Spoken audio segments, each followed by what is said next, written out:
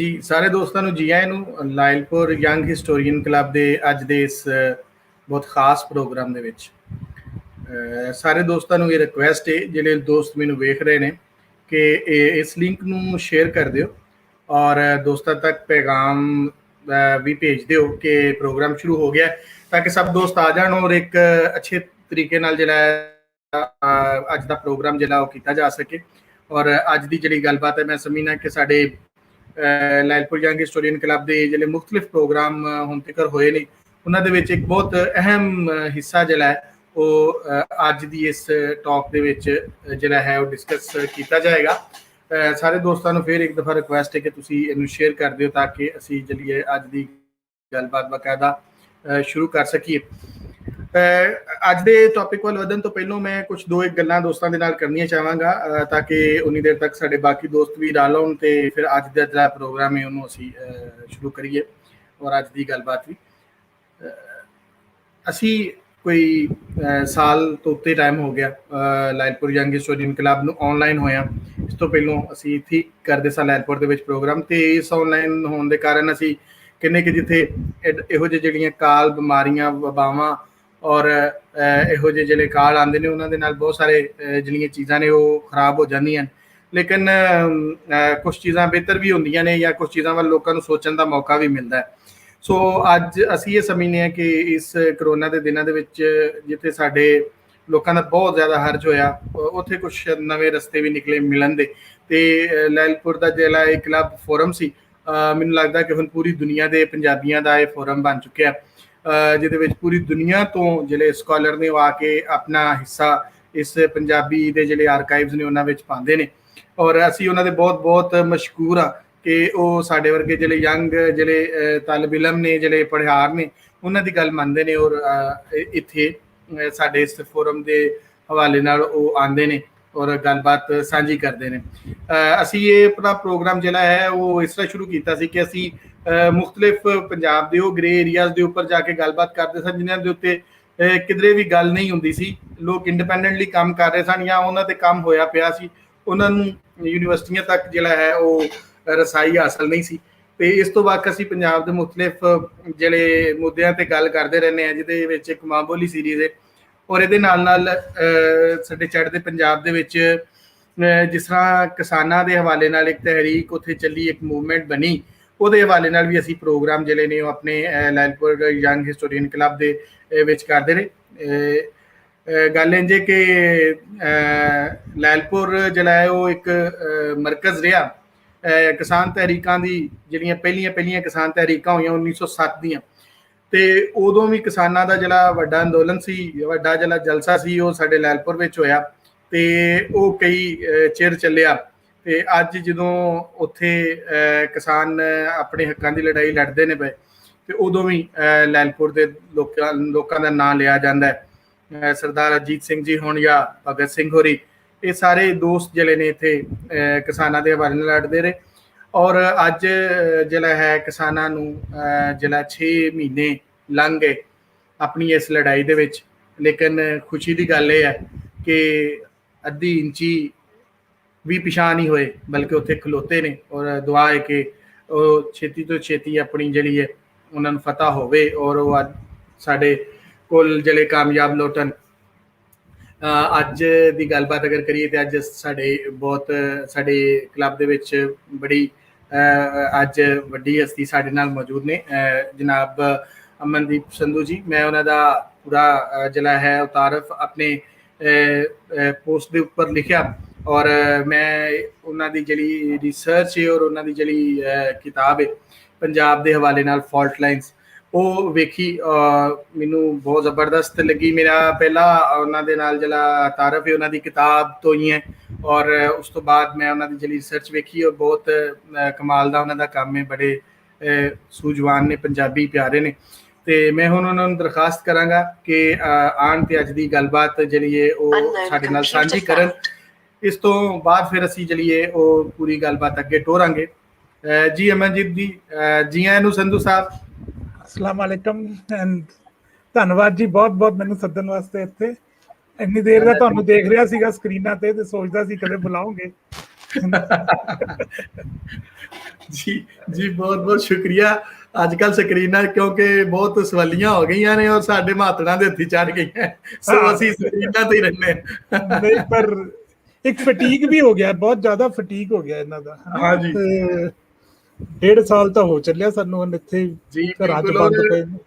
ਹਾਂਜੀ, ਉਹ ਬਿਲਕੁਲ ਇਸ ਤਰ੍ਹਾਂ ਜਿੱਦਾਂ ਮੈਂ ਗੱਲ ਕਰ ਰਿਹਾ ਸਾਂ ਕਿਸਾਨ ਅੰਦੋਲਨ ਦੀ, ਤੇ ਸਾਡੇ ਇੱਥੇ ਸਟੂਡੈਂਟਾਂ ਦੀਆਂ ਤਹਿਰੀਕਾਂ ਜਾਂ ਛੋਟੀਆਂ ਕਿਸਾਨ ਜਾਂ ਯੂਨੀਅਨ ਦੀਆਂ ਜਦੋਂ ਜਲਸੇ ਜਲੂਸ ਹੁੰਦੇ ਸਨ, ਤੇ ਅਸੀਂ ਜਿਹੜੀ ਹੈ ਹੁਣ ਅਸੀਂ ਸਕਰੀਨ ਤੇ ਆ ਕੇ ਗੱਲ ਕਰ ਲੈਂਦੇ, ਤੇ ਅਸੀਂ ਅਖਬਾਰ ਵਾਲਿਆਂ ਨੂੰ ਕਹਿਣਾ ਤੇ ਉਹਨਾਂ ਨੇ ਕਹਿਣਾ ਅਸਾਂ ਨਹੀਂ ਲਾਣੀ, ਤੇ ਅਸਾਂ ਮਿੰਤਰਲਾ ਕਰਕੇ ਇੱਕ ਛੋਟਾ ਜਿਹਾ ਤਰਾਸ਼ਾ ਲੱਗ ਜਾਣਾ, ਫਿਰ ਉਹਨੂੰ ਰੱਖ ਲੈਣਾ। ਸੋ ਸਕਰੀਨਾਂ ਤੋਂ ਬਹੁਤ ਪੁਰਾਣੇ ਅਸੀਂ ਵਾਂਝੇ ਹੋਏ ਸਾਂ, ਤੇ ਹੁਣ ਆ ਗਏ। ਤੇ ਸਰ ਹੁਣ ਅਸੀਂ ਅੱਜ ਤੁਹਾਡੀ ਗੱਲਬਾਤ ਸੁਣਾਂਗੇ, ਤੇ ਅਸੀਂ ਹੁਣ ਇਹ ਮੇਰੀ ਬਿੱਲੀ ਹੈ, ਇਹ ਵੀ ਆ ਜਾਂਦੀ ਹੈ ਕਦੇ ਕਦੇ। ਕੋਈ ਗੱਲ ਨਹੀਂ, ਕਲੱਬ ਵਿੱਚ ਸਾਰਿਆਂ ਨੂੰ ਇਜਾਜ਼ਤ ਆਉਂਦੀ। ਤੇ ਸਰ ਹੁਣ ਸਕਰੀਨ ਤੁਹਾਡੇ ਕੋਲ ਹੈ, ਤੇ ਅਸੀਂ ਤੁਹਾਡੀ ਗੱਲਬਾਤ ਸੁਣਾਂਗੇ, ਉਸ ਤੋਂ ਬਾਅਦ ਫਿਰ ਹਾਜ਼ਰ ਹੋਵਾਂਗੇ ਕੁਝ ਸਵਾਲਾਂ ਦੇ ਨਾਲ। ਹੁਣ ਤੁਸੀਂ ਗੱਲਬਾਤ ਸ਼ੁਰੂ ਕਰ ਸਕਦੇ। ਤੁਸੀਂ ਪੁੱਛੋਗੇ ਨਾ ਕੁਝ ਮੇਰੇ ਤੋਂ ਕਿ ਮੈਂ ਹੀ ਬੋਲਾਂ ਕੱਲਾ? ਕਿਵੇਂ ਲੱਗਦਾ ਤੁਹਾਨੂੰ? ਸਰ ਪੁੱਛਣ ਦੱਸਣ ਤੋਂ ਆਜ਼ਾਦ ਕਰਕੇ ਅਸੀਂ ਇੱਕ ਵਾਰ ਕਹਿੰਦੇ ਕਿ ਤੁਸੀਂ ਆਪਣੇ ਮਨ ਦੀ ਗੱਲ ਕਰੋ, ਤੇ ਫਿਰ ਅਸੀਂ ਲੈਣਾ ਉਹ ਤੁਹਾਡੇ ਨਾਲ ਅਸੀਂ ਸਵਾਲ ਕਰਾਂਗੇ। ਠੀਕ ਹੈ। ਪਹਿਲਾਂ ਤਾਂ ਇਹੀ ਕਿ ਆਪਾਂ ਇਸ ਟੌਪਿਕ ਦਾ ਨਾਮ fault lines to fort lines ਕਿਉਂ ਰੱਖਿਆ ਹੈ ਨਾ, ਤੇ ਉਹਦੇ ਵਿੱਚ ਸਭ ਤੋਂ ਫਾਲਟ ਲਾਈਨਸ ਜਦੋਂ ਮੈਂ ਲਿਖ ਰਿਹਾ ਸਾਂ ਤੇ ਮੈਂ ਉਦੋਂ ਮੇਰੇ ਕੋਲ ਟਾਈਟਲ ਅਸੀਂ ਲੱਭ ਰਹੇ ਸੀ, ਮੈਂ ਤੇ ਮੇਰਾ ਐਡੀਟਰ ਸੋਚ ਰਹੇ ਸੀ ਕੀ ਰੱਖੀਏ। ਸ਼ੁਰੂ ਵਿੱਚ ਹਾਲਾਂਕਿ ਇਹ ਸਾਨੂੰ ਔੜਿਆ ਸੀਗਾ ਕਿ ਅਸੀਂ ਫਾਲਟ ਲਾਈਨਸ ਹੀ ਕਹੀਏ ਇਸ ਨੂੰ, ਪਰ ਉਹ ਇਸ ਕਰਕੇ ਕਿਉਂਕਿ ਮੈਂ ਜਿਹੜਾ ਪੰਜਾਬ ਵੇਖ ਰਿਹਾ ਸਾਂ ਉਹ ਮਿਲੀਟੈਂਸੀ ਤੋਂ 25 ਸਾਲ ਬਾਅਦ ਮੈਂ ਦੇਖਣ ਗਿਆ ਸੀ ਕਿ ਪੰਜਾਬ ਵਿੱਚ ਸ਼ਾਂਤੀ ਆਈ ਹੈ ਕਿ ਨਹੀਂ ਆਈ, ਤੇ ਮੈਨੂੰ ਲੱਗਿਆ ਕਿ ਸ਼ਾਂਤੀ ਤਾਂ ਕਿਤੇ ਵੀ ਨਹੀਂ, ਬਹੁਤ ਜ਼ਿਆਦਾ ਰੋਸ਼ ਹੈ ਲੋਕਾਂ ਦੇ ਵਿੱਚ। ਤੇ ਐਕਚੁਅਲੀ ਇਹ ਇਕੱਲੇ ਹੀ 25 ਸਾਲ ਦੀ ਕਹਾਣੀ ਨਹੀਂ ਹੈਗੀ, ਇਹ ਉਸ ਤੋਂ ਪਿੱਛੇ ਜੇ ਦੇਖੀਏ ਤੇ 50 ਸਾਲ ਪਹਿਲਾਂ ਪੰਜਾਬ ਦੀ ਟ੍ਰਾਈਫਰਕੇਸ਼ਨ ਹੋਈ ਸੀਗੀ, ਉਸ ਤੋਂ 75 ਸਾਲ ਪਹਿਲਾਂ ਪਾਰਟੀਸ਼ਨ ਹੋਇਆ ਸੀਗਾ, 100 ਸਾਲ ਪਹਿਲਾਂ ਅਕਾਲੀ ਲਹਿਰ ਹੋਈ ਸੀਗੀ, 1849 ਵਿੱਚ ਅੰਗਰੇਜ਼ਾਂ ਨੇ ਪੰਜਾਬ ਹਥਿਆਇਆ ਸੀਗਾ ਫਾਈਨਲੀ। ਤੇ ਇਹ ਕਹਾਣੀ ਲੰਬੀ ਪੈ ਜਾਂਦੀ ਹੈ ਜੇ ਪੰਜਾਬ ਨੂੰ ਤੁਸੀਂ ਦੇਖਣ ਦੀ ਕੋਸ਼ਿਸ਼ ਕਰੋ। ਇੱਕ ਪਰਸਪੈਕਟਿਵ ਤੁਹਾਡਾ ਤਾਂ ਬਣਦਾ ਹੈਗਾ ਜੇ ਤੁਸੀਂ ਮੈਂ ਜਿਹੜਾ ਸੋਚਿਆ ਉਹ ਇਹ ਕੀਤਾ ਕਿ ਇਸ ਟਾਈਮ ਵਿੱਚ ਜੋ ਘਟ ਰਿਹਾ ਹੈਗਾ ਉਸ ਵਿੱਚ ਆਪਣੀ ਸਵੈ ਜੀਵਨੀ ਕਿਵੇਂ ਜੋੜ ਕੇ, ਪਰ ਰੀਡਰਸ ਵਾਸਤੇ ਇੱਕ ਕੰਟੈਕਸਟ ਤਿਆਰ ਕਰਕੇ ਸਾਰਾ ਕੁਝ ਇਕੱਠਾ ਕਰਕੇ ਉਹਨਾਂ ਨੂੰ ਦਈਏ। ਯਾਸਮੀਨ ਚਲੋ ਸਾਈਡ ਹੋ ਜਾਓ। ਹਾਂ, ਤੇ ਕਿਤਾਬ ਬਣਦੀ ਮੋਟੀ ਬਣ ਗਈ। ਜੇ ਤੁਸੀਂ ਉਸਦੇ ਚੈਪਟਰਾਈਜੇਸ਼ਨ ਦੇਖੋਗੇ ਤਾਂ ਤੁਹਾਨੂੰ ਦਿਸੂਗਾ ਕਿ ਜਿਹੜੇ ਆਮ ਤਰੀਕੇ ਹੁੰਦੇ ਨੇ ਜਿਸ ਨਾਲ ਮੈਂ ਜਦੋਂ ਤੁਸੀਂ ਦੇਖਿਆ ਸੀਗਾ ਕਿ ਪੰਜਾਬ ਨੂੰ ਕਿਵੇਂ ਸਾਹਿਤ ਵਿੱਚ, ਕਿਵੇਂ ਜਰਨਲਿਜ਼ਮ ਵਿੱਚ, ਕਿਵੇਂ ਕਮੈਂਟਰੀ ਵਿੱਚ ਜਿਵੇਂ ਦਰਸਾਇਆ ਗਿਆ ਸੀਗਾ, ਮੈਨੂੰ ਲੱਗਿਆ ਉਹਨਾਂ ਤੋਂ ਹਟ ਕੇ ਜੇ ਮੈਂ ਪੰਜਾਬ ਦੇ ਜਿਹੜੇ ਸਬ ਟੈਕਸਟਸ ਨੇ ਉਹਨਾਂ ਨੂੰ ਥੋੜਾ ਜਿਹਾ ਉਜਾਗਰ ਕਰਾਂ, ਕਿਉਂਕਿ ਮੈਨੂੰ ਲੱਗਦਾ ਹੈ ਕਿ ਇਹ ਉਹ ਚਿੰਨ੍ਹ ਨੇ ਜਿੱਥੋਂ ਸਾਨੂੰ ਲੱਗਦਾ ਹੈ ਕਿ ਪੰਜਾਬ ਵਿੱਚ ਜੇ ਕਿਤੇ ਭੂਕੰਪ ਆਇਆ ਤਾਂ ਇੱਥੋਂ ਪੰਜਾਬ ਫਟੇਗਾ। ਮੇਰੀ ਰਿਸਰਚ ਅਧੂਰੀ ਹੀ ਰਹੀ ਕਿਉਂਕਿ ਮੈਂ ਪੂਰੇ ਵੱਡੇ ਪੰਜਾਬ ਦੀ ਰਿਸਰਚ ਨਹੀਂ ਕਰ ਸਕਿਆ, ਮੈਂ ਤਾਂ ਹਿੰਦੁਸਤਾਨੀ ਪੰਜਾਬ ਦੀ ਉਹ ਕੀਤੀ। ਤੇ ਹਾਲਾਂਕਿ ਇੱਕ ਮੌਕਾ ਬਣ ਰਿਹਾ ਸੀਗਾ ਜਾਣ ਦਾ, ਪਰ ਉਦੋਂ ਕੁਝ ਗੜਬੜ ਹੋ ਗਈ ਹਾਲਾਤ ਤੇ ਮੈਂ ਨਾ ਇੱਕ ਵਾਰੀ ਉਸ ਦੇ ਚੈਪਟਰਾਈਜੇਸ਼ਨ ਜੇ ਮੈਂ ਪੜ੍ਹ ਕੇ ਸੁਣਾ ਦੇਵਾਂ ਤੇ ਤੁਹਾਨੂੰ ਪਤਾ ਲੱਗ ਜਾਏਗਾ ਕਿ ਕਿਵੇਂ ਮੈਂ ਦੇਖ ਰਿਹਾ ਸੀਗਾ ਪੰਜਾਬ ਨੂੰ। ਪਹਿਲੇ ਚੈਪਟਰ ਦਾ ਨਾਂ ਹੀ ਸੱਟ ਰੱਖਿਆ ਮੈਂ, ਉਹ ਇਸ ਕਰਕੇ ਕਿਉਂਕਿ ਮੈਂ ਆਪ ਪੰਜਾਬ ਦਾ ਜੰਮਿਆ ਪਲਿਆ ਨਹੀਂ ਹੈਗਾ, ਮੈਂ ਉੜੀਸਾ ਵਿੱਚ ਪੈਦਾ ਹੋਇਆ ਸੀਗਾ। ਤੇ ਛੋਟੇ ਹੁੰਦਿਆਂ ਜਿਵੇਂ ਪੰਜਾਬ ਦੀਆਂ ਗੱਲਾਂ ਸੁਣਦੇ ਸੀਗੇ, ਜਿਵੇਂ ਪੰਜਾਬ ਨੂੰ ਪਛਾਣਦਾ ਸੀਗਾ ਮੈਂ ਆਪਣੇ ਘਰਾਂ ਵਿੱਚ, ਜਦੋਂ ਪੰਜਾਬ ਦੇ ਬਿਰਤਾਂਤ ਮੈਂ ਵੱਡਾ ਹੁੰਦਾ ਸੁਣਦਾ ਰਿਹਾ। ਹਾਲਾਂਕਿ ਮੈਂ ਪੰਜਾਬ ਵਿੱਚ 80 ਦੇ ਦਸ਼ਕ ਵਿੱਚ ਪੜ੍ਹਨ ਆਇਆ ਸੀਗਾ ਸਕੂਲ ਵਿੱਚ, ਉਦੋਂ ਹੀ ਆਪਣੀ ਮੂਵਮੈਂਟ ਜਿਹੜੀ ਸੀਗੀ ਉਹ ਬਹੁਤ ਲਹਿਰ ਜਿਹੜੀ ਸੀਗੀ ਉਹ ਚੱਲੀ ਹੋਈ ਸੀ ਤੇ ਦਹਿਸ਼ਤ ਦਾ ਜ਼ਮਾਨਾ ਸੀ ਉਹ। ਤੇ ਉਸ ਤੋਂ ਬਾਅਦ ਜਿਹੜੇ ਬਿਰਤਾਂਤ ਬਣੇ ਨੇ ਪੰਜਾਬ ਦੇ, ਉਹ ਐਂ ਹੀ ਲੱਗਦੇ ਰਹੇ ਕਿ ਮੈਨੂੰ ਜਿਵੇਂ ਸੱਟ ਵੱਜ ਰਹੀ ਸੀ ਉਹਨਾਂ ਨੂੰ ਸੁਣ ਕੇ, ਕਿ ਹਿੰਦੁਸਤਾਨ ਵਿੱਚ ਪੰਜਾਬ ਦੀ ਜਿਹੜੀ ਰਿਪਰੈਜ਼ੈਂਟੇਸ਼ਨ ਸੀਗੀ, ਜਾਂ ਤਾਂ ਉਹ ਇਹੋ ਜਿਹੀ ਸੀ ਕਿ ਹਾਂ ਜੀ ਇਹ ਬੜੇ ਅਲਫਾ ਮੇਲ ਹੁੰਦੇ ਨੇ ਲੋਕ, ਇਹ ਸੋਲਜਰਸ ਨੇ, ਫਾਰਮਰਸ ਨੇ, ਤੇ ਨਾਲ ਦੀ ਨਾਲ ਹੀ ਇਹ ਕਿ ਇਹ ਟੈਰਰਿਸਟ ਨੇ, ਇਹਨਾਂ ਨੂੰ ਖਾਲਿਸਤਾਨ ਚਾਹੀਦਾ ਇਹਨਾਂ ਨੂੰ। ਤੇ ਇਹ ਦੋ ਪੋਲਸ ਨੇ ਜਿਵੇਂ, ਤੇ ਮੈਂ ਇਹਨਾਂ ਦੇ ਵਿਚਕਾਰ ਸੋਚਦਾ ਰਿਹਾ ਕਿ ਮੈਂ ਕਿੱਥੇ ਫਿੱਟ ਹੁੰਨਾ, ਤੇ ਕੀ ਮੈਨੂੰ ਇਹ ਸਾਰੀ ਸਮਝ ਹੈਗੀ ਵੀ ਹੈ ਕਿ ਨਹੀਂ ਹੈ। ਤੇ ਤਾਂ ਕਰਕੇ ਇਸ ਚੈਪਟਰ ਦੇ ਨਾਮ, ਪਹਿਲਾ ਨਾਂ ਹੀ ਮੈਂ ਚੈਪਟਰ ਦਾ ਸੱਟ ਰੱਖਿਆ। ਫਿਰ ਬੇਰੁਖੀ, ਜਦੋਂ ਮੈਂ ਆਇਆ ਪੰਜਾਬ 2015 ਦੇ ਅਖੀਰ 'ਚ, ਉਦੋਂ ਹੀ ਚਿੱਟੇ ਮੱਛਰ ਦਾ ਪ੍ਰਭਾਵ ਸੀਗਾ ਮਾਲਵਾ ਤੇ ਖਾਸ ਕਰ, ਪਰ ਸਾਰੇ ਪੰਜਾਬ 'ਚ ਹੀ ਕਿਸਾਨ ਮੁਜ਼ਾਹਰੇ ਹੋ ਰਹੇ ਸੀਗੇ। ਤੇ ਮੈਨੂੰ ਮੌਕਾ ਮਿਲਿਆ ਦੇਖਣ ਦਾ ਕਿ ਗ੍ਰੀਨ ਰੈਵੋਲੂਸ਼ਨ ਜਿਹੜਾ ਕਹਿੰਦੇ ਨੇ ਪੰਜਾਬ ਗ੍ਰੇਨਰੀ ਆਫ ਇੰਡੀਆ ਹੈ, ਇਸ ਵਿੱਚ ਪੰਜਾਬ ਦੇ ਕਿਸਾਨਾਂ ਦੀ ਹਾਲਤ ਹੈ ਕਿਹੋ ਜੀ, ਤੇ ਇਸ ਨੂੰ ਕੋਈ ਕਿਉਂ ਨਹੀਂ ਸੁਣਦਾ, ਭਾਵੇਂ ਉਹ ਸਟੇਟ ਗਵਰਨਮੈਂਟ ਹੋਵੇ ਭਾਵੇਂ ਸੈਂਟਰਲ ਗਵਰਨਮੈਂਟ ਹੋਵੇ। ਤੇ ਉਹ ਬੇਰੁਖੀ ਜਿਹੜੀ ਮੈਨੂੰ ਨਜ਼ਰ ਆਈ ਸੈਂਟਰ ਸਟੇਟ ਦੀ, ਤੇ ਉਸ ਤੋਂ ਮੈਨੂੰ ਲੱਗਿਆ ਕਿ ਇਸ ਦਾ ਨਾਮ ਬੇਰੁਖੀ ਰੱਖਣਾ ਚਾਹੀਦਾ। ਉਹ ਗ੍ਰੀਨ ਰੈਵੋਲੂਸ਼ਨ ਵਾਲਾ ਚੈਪਟਰ ਹੈ ਉਹ। ਤੇ ਫਿਰ ਅਗਲਾ, ਜਦੋਂ ਉਦੋਂ ਹੀ ਕਿਸਾਨ ਮੋਰਚੇ ਲੱਗੇ ਹੋਏ ਸੀਗੇ ਕਿ ਬਰਗਾੜੀ ਵਿੱਚ ਬੇਅਦਬੀ ਦੇ ਮਸਲੇ ਸ਼ੁਰੂ ਹੋ ਗਏ, ਤੇ ਮੈਨੂੰ ਬਿਲਕੁਲ ਹੀ ਜਿਵੇਂ ਐ ਲੱਗਿਆ ਕਿ ਪੰਜਾਬ ਦਾ ਜਦੋਂ ਵੀ ਕੋਈ ਪੋਲੀਟੀਕਲ ਇਕਨੋਮਿਕ ਕ੍ਰਾਈਸਿਸ ਉੱਠਦਾ ਹੈਗਾ, ਉਦੋਂ ਹੀ ਉਸ ਨੂੰ ਇੱਕ ਰਿਲੀਜੀਅਸ ਟਰਨ ਦੇ ਦਿੱਤਾ ਜਾਂਦਾ ਹੈ। ਜੇ ਆਪਾਂ ਪਿਛਾਂ ਹਟ ਕੇ ਦੇਖੀਏ, ਐਕਚੁਅਲੀ ਮੈਨੂੰ ਕਿਸੇ ਨੇ ਕਿਹਾ, ਇੱਕ ਬਾਬਾ ਜੀ ਸੀਗੇ ਉੱਥੇ ਮੁਜ਼ਾਹਰੇ ਤੇ ਹੀ, ਤੇ ਉਹ ਕਹਿੰਦੇ ਇਹ ਤਾਂ 84 ਦਾ ਗੇੜਾ ਹੈ ਸਾਡੇ 'ਚ। ਮੈਨੂੰ ਲੱਗਿਆ ਇਹ 84 ਦਾ ਗੇੜਾ ਕਿਹੜੀ ਗੱਲ ਕਰਦੇ ਨੇ, ਕਿ 84 ਲੱਖ ਜੂਨੀਆਂ ਹੁੰਦੀਆਂ ਨੇ ਸਾਡੀਆਂ, ਉਹਦੀ ਗੱਲ ਕਰਦੇ ਨੇ ਕਿ ਕੀ ਕਰ ਰਹੇ ਨੇ। ਪਰ ਫਿਰ ਮੈਨੂੰ ਹੌਲੀ ਹੌਲੀ ਸਮਝ ਆਈ ਕਿ ਇਹ 1984 ਵਿੱਚ ਜੋ ਹੋਇਆ ਪੰਜਾਬ 'ਚ। ਤੇ ਵੇਖੋ ਮੇਰੀ ਜ਼ਿੰਦਗੀ ਵਿੱਚ ਖਾਸ ਕਰ 84, ਮੈਨੂੰ ਪੰਜਾਬੀ ਸ਼ਬਦ ਨਹੀਂ ਆਉਂਦਾ, ਬਟ ਅੰਗਰੇਜ਼ੀ ਵਿੱਚ ਜੇ ਮੈਂ ਕਹਾਂ ਤਾਂ ਮੇਰੇ ਵਾਸਤੇ ਇੱਕ ਵਾਟਰਸ਼ੈਡ ਮੂਮੈਂਟ ਸੀਗਾ, ਕਿ ਉਸ ਤੋਂ ਪਹਿਲਾਂ ਵਾਲਾ ਪੰਜਾਬ ਤੇ ਉਸ ਤੋਂ ਬਾਅਦ ਵਾਲਾ ਪੰਜਾਬ ਬਿਲਕੁਲ ਹੀ ਬਦਲ ਗਿਆ ਸੀਗਾ। ਇਨਫੈਕਟ ਸਿੱਖਾਂ ਦਾ ਜਿਹੜਾ ਇੱਕ ਸਟੀਰੀਓਟਾਈਪ ਵੀ ਕਹਿ ਲਓ ਜਾਂ ਜਿਹੜੀ ਪਹਿਚਾਨ ਕਹਿ ਲਓ ਤੁਸੀਂ, ਉਹ ਵੀ 84 ਤੋਂ ਪਹਿਲਾਂ ਤੇ 84 ਤੋਂ ਬਾਅਦ ਇੰਡੀਆ ਵਿੱਚ ਬਦਲ ਜਾਂਦੀ ਹੈ ਕਾਫੀ। ਜਦੋਂ ਤੇ ਸਰਦਾਰ ਮਨਮੋਹਨ ਸਿੰਘ ਪ੍ਰਾਈਮ ਮਿਨਿਸਟਰ ਨਹੀਂ ਬਣੇ, ਉਨ ਤੇ ਜਿਹੜੇ ਮੇਰੇ ਫਾਦਰ ਸਾਹਿਬ ਨੂੰ ਲੋਕ ਕਹਿੰਦੇ ਹੁੰਦੇ ਸੀ, ਸਰਦਾਰ ਜੀ ਕਹਿੰਦੇ ਹੁੰਦੇ ਸੀਗੇ। ਤੇ ਮੈਂ ਪੁੱਛਦਾ ਸੀ ਤੁਸੀਂ ਜੀ ਕਿਉਂ ਲਾਉਂਦੇ ਆ ਨਾਲ, ਲੋਕ ਕਿਉਂ ਲਾਉਂਦੇ ਨੇ ਨਾਲ? ਕਹਿੰਦੇ ਇਹਨਾਂ ਨੂੰ ਲੱਗਦਾ ਹੈ ਕਿ ਅਸੀਂ ਇਹਨਾਂ ਦੇ ਫਾਰਮਰ ਹਾਂ, ਅਸੀਂ ਸੋਲਜਰ ਹਾਂ, ਜੇ ਮੈਂ ਨਾਲ ਜੋੜਾਂ ਟਰਾਂਸਪੋਰਟਰ ਹਾਂ, ਤੇ ਅਸੀਂ ਦੇਸ਼ ਬਣਾਇਆ ਹੈਗਾ, ਤੇ ਇਹਨਾਂ ਨੂੰ ਇੱਜ਼ਤ ਹੈ ਸਾਡੇ ਵਾਸਤੇ। ਪਰ ਉਹ ਇੱਜ਼ਤ ਜਿਹੜੀ ਘਟ ਗਈ, ਉਹਦਾ ਵੀ ਚੁਭਨ ਸੀਗੀ ਮੈਨੂੰ, ਜਿਹੜੀ ਸੱਟ ਲੱਗੀ ਸੀਗੀ। ਤੇ ਜਦ ਉਹ ਬੇਅਦਬੀ ਦੇ ਇੰਸੀਡੈਂਟ ਹੋਏ, ਤੇ ਮੈਨੂੰ ਜਮਾਂ ਹੀ ਐਂ ਲੱਗਿਆ ਕਿ ਭਾਵੇਂ ਅਨੰਦਪੁਰ ਸਾਹਿਬ ਮਤਾ ਸੀ, ਭਾਵੇਂ ਉਸ ਤੋਂ ਬਾਅਦ ਜਿਹੜੇ ਜੱਦੋ ਜਹਿਦ ਇੰਦਰਾ ਗਾਂਧੀ ਨਾਲ ਹੋਈ ਸੀ ਐਮਰਜੈਂਸੀ ਵੇਲੇ, ਜਾਂ ਉਸ ਤੋਂ ਬਾਅਦ ਜਿਹੜਾ ਦੂਜਾ ਮਤਾ ਸੀ ਅਨੰਦਪੁਰ ਸਾਹਿਬ ਦਾ, ਜਾਂ ਜਿਹੜਾ ਪਾਣੀਆਂ ਦਾ ਮਸਲਾ ਸੀਗਾ, ਇਹ ਸਾਰੇ ਹੀ ਮਸਲੇ ਜਿਹੜੇ ਸੀਗੇ ਇਹ ਪੋਲੀਟੀਕਲ ਇਕਨੋਮੀ ਦੇ ਮਸਲੇ ਸੀ ਸਾਡੇ। ਪਰ ਉਹਨਾਂ ਨੂੰ ਇੱਕ ਰਿਲੀਜੀਅਸ ਟਰਨ ਦੇ ਦਿੱਤਾ ਗਿਆ 1978 ਦੇ ਇੰਸੀਡੈਂਟ ਤੋਂ ਬਾਅਦ, ਵਿਸਾਖੀ ਵਾਲੇ ਤੋਂ ਬਾਅਦ, ਤੇ ਖਾਸ ਕਰ ਆਪਰੇਸ਼ਨ ਬਲੂ ਸਟਾਰ ਤੋਂ ਬਾਅਦ। ਤੇ ਪੰਜਾਬ ਵਿੱਚ ਜਿਹੜਾ ਮੈਨੂੰ ਉਦੋਂ ਤੁਰਦਿਆਂ ਫਿਰਦਿਆਂ ਜਿਹੜਾ ਮੈਨੂੰ ਲੱਗਿਆ ਕਿ ਰੋਸ਼ ਇੰਨਾ ਜ਼ਿਆਦਾ ਹੈਗਾ ਇਸ ਸਟੇਟ ਵਿੱਚ, ਇੰਨਾ ਜ਼ਿਆਦਾ ਗੁੱਸਾ ਹੈਗਾ।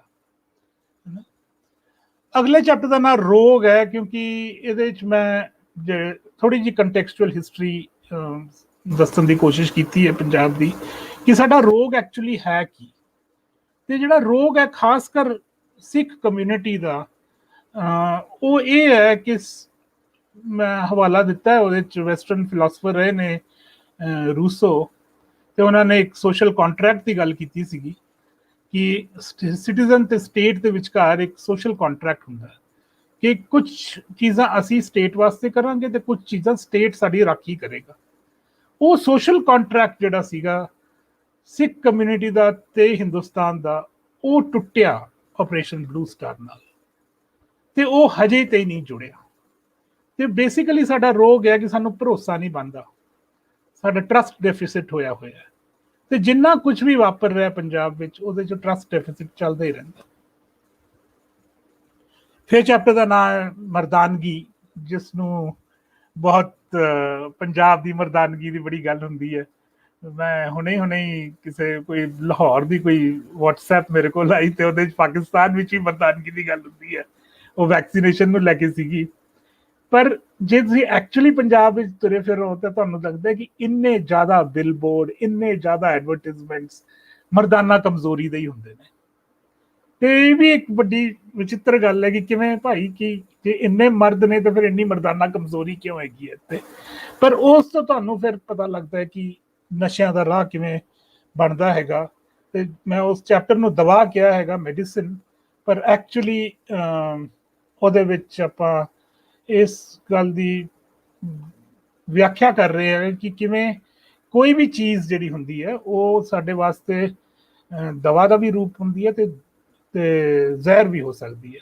ਮਾਤਰਾ ਵੀ ਦਾ ਸਵਾਲ ਹੈਗਾ। ਤੇ ਉਹ ਜਿਹੜੀ ਮਾਤਰਾ ਹੈਗੀ ਹੈ, ਜਿਹੜੀ ਪ੍ਰਪੋਰਸ਼ਨ ਹੈਗੀ ਹੈ ਪੰਜਾਬ ਵਿੱਚ ਹਰ ਚੀਜ਼ ਦੀ ਹਿੱਲੀ ਹੋਈ ਹੈ ਪ੍ਰਪੋਰਸ਼ਨ। ਪਾਣੀਆਂ ਦਾ ਚੈਪਟਰ ਹੈਗਾ, ਫਿਰ ਜ਼ਮੀਨ ਬਾਰੇ ਚੈਪਟਰ ਹੈ ਜਿਹਦੇ ਵਿੱਚ ਜ਼ਮੀਨ ਤੇ ਕਰਜ਼ਾ ਜਿਹੜਾ ਚੜਿਆ ਹੋਇਆ, ਜਿੰਨੀ ਗਰੀਬੀ ਛਾਈ ਹੋਈ ਹੈ ਪੰਜਾਬ ਦੇ, ਖਾਸ ਕਰ ਛੋਟਾ ਮੱਧ ਵਰਗੀ ਫਾਰਮਰ ਤੇ ਜਿਹੜੇ ਲੈਂਡਲੈਸ ਫਾਰਮਰਸ ਨੇ, ਜਿਹੜੇ ਲੇਬਰ ਨੇ ਸਾਡੇ, ਉਹਨਾਂ ਦੇ ਉੱਤੇ ਕਿੰਨੀ ਜ਼ਿਆਦਾ ਸਾਡਾ ਕਰਜ਼ਾ ਚੜਿਆ ਹੋਇਆ। ਜਾਤ ਮੇਰੇ ਵਾਸਤੇ ਦੇਖਣਾ ਬਹੁਤ ਜ਼ਰੂਰੀ ਸੀਗਾ ਕਿਉਂਕਿ ਕੁਝ ਹੱਦ ਤੱਕ ਮੈਂ ਵੀ ਇਹੋ ਜਿਹਾ ਲਿਬਰਲ ਹੀ ਸੀਗਾ ਕਿ ਜਿਹਨੂੰ ਲੱਗਦਾ ਸੀ ਕਿ ਯਾਰ ਸਾਡੇ ਘਰਾਂ 'ਚ ਤਾਂ ਜਾਤ ਹੁੰਦੀ ਨਹੀਂ, ਤੇ ਜਾਤ ਕੋਈ ਚੀਜ਼ ਨਹੀਂ ਹੈਗੀ। ਹਾਲਾਂਕਿ ਮੈਨੂੰ ਅਹਿਸਾਸ ਸੀਗਾ, ਹੁਣ ਤਾਂ ਬਹੁਤ ਸਾਲਾਂ ਤੋਂ ਹਿੰਦੁਸਤਾਨ 'ਚ ਰਹਿੰਦੇ ਆ, ਪਤਾ ਸੀ ਜਾਤ ਦੇ ਬਾਰੇ, ਬਟ ਪੰਜਾਬ ਵਿੱਚ ਜਾਤ ਕਿਵੇਂ ਕੰਮ ਕਰਦੀ ਹੈ, ਕੀ ਹੁੰਦਾ ਹੈਗਾ।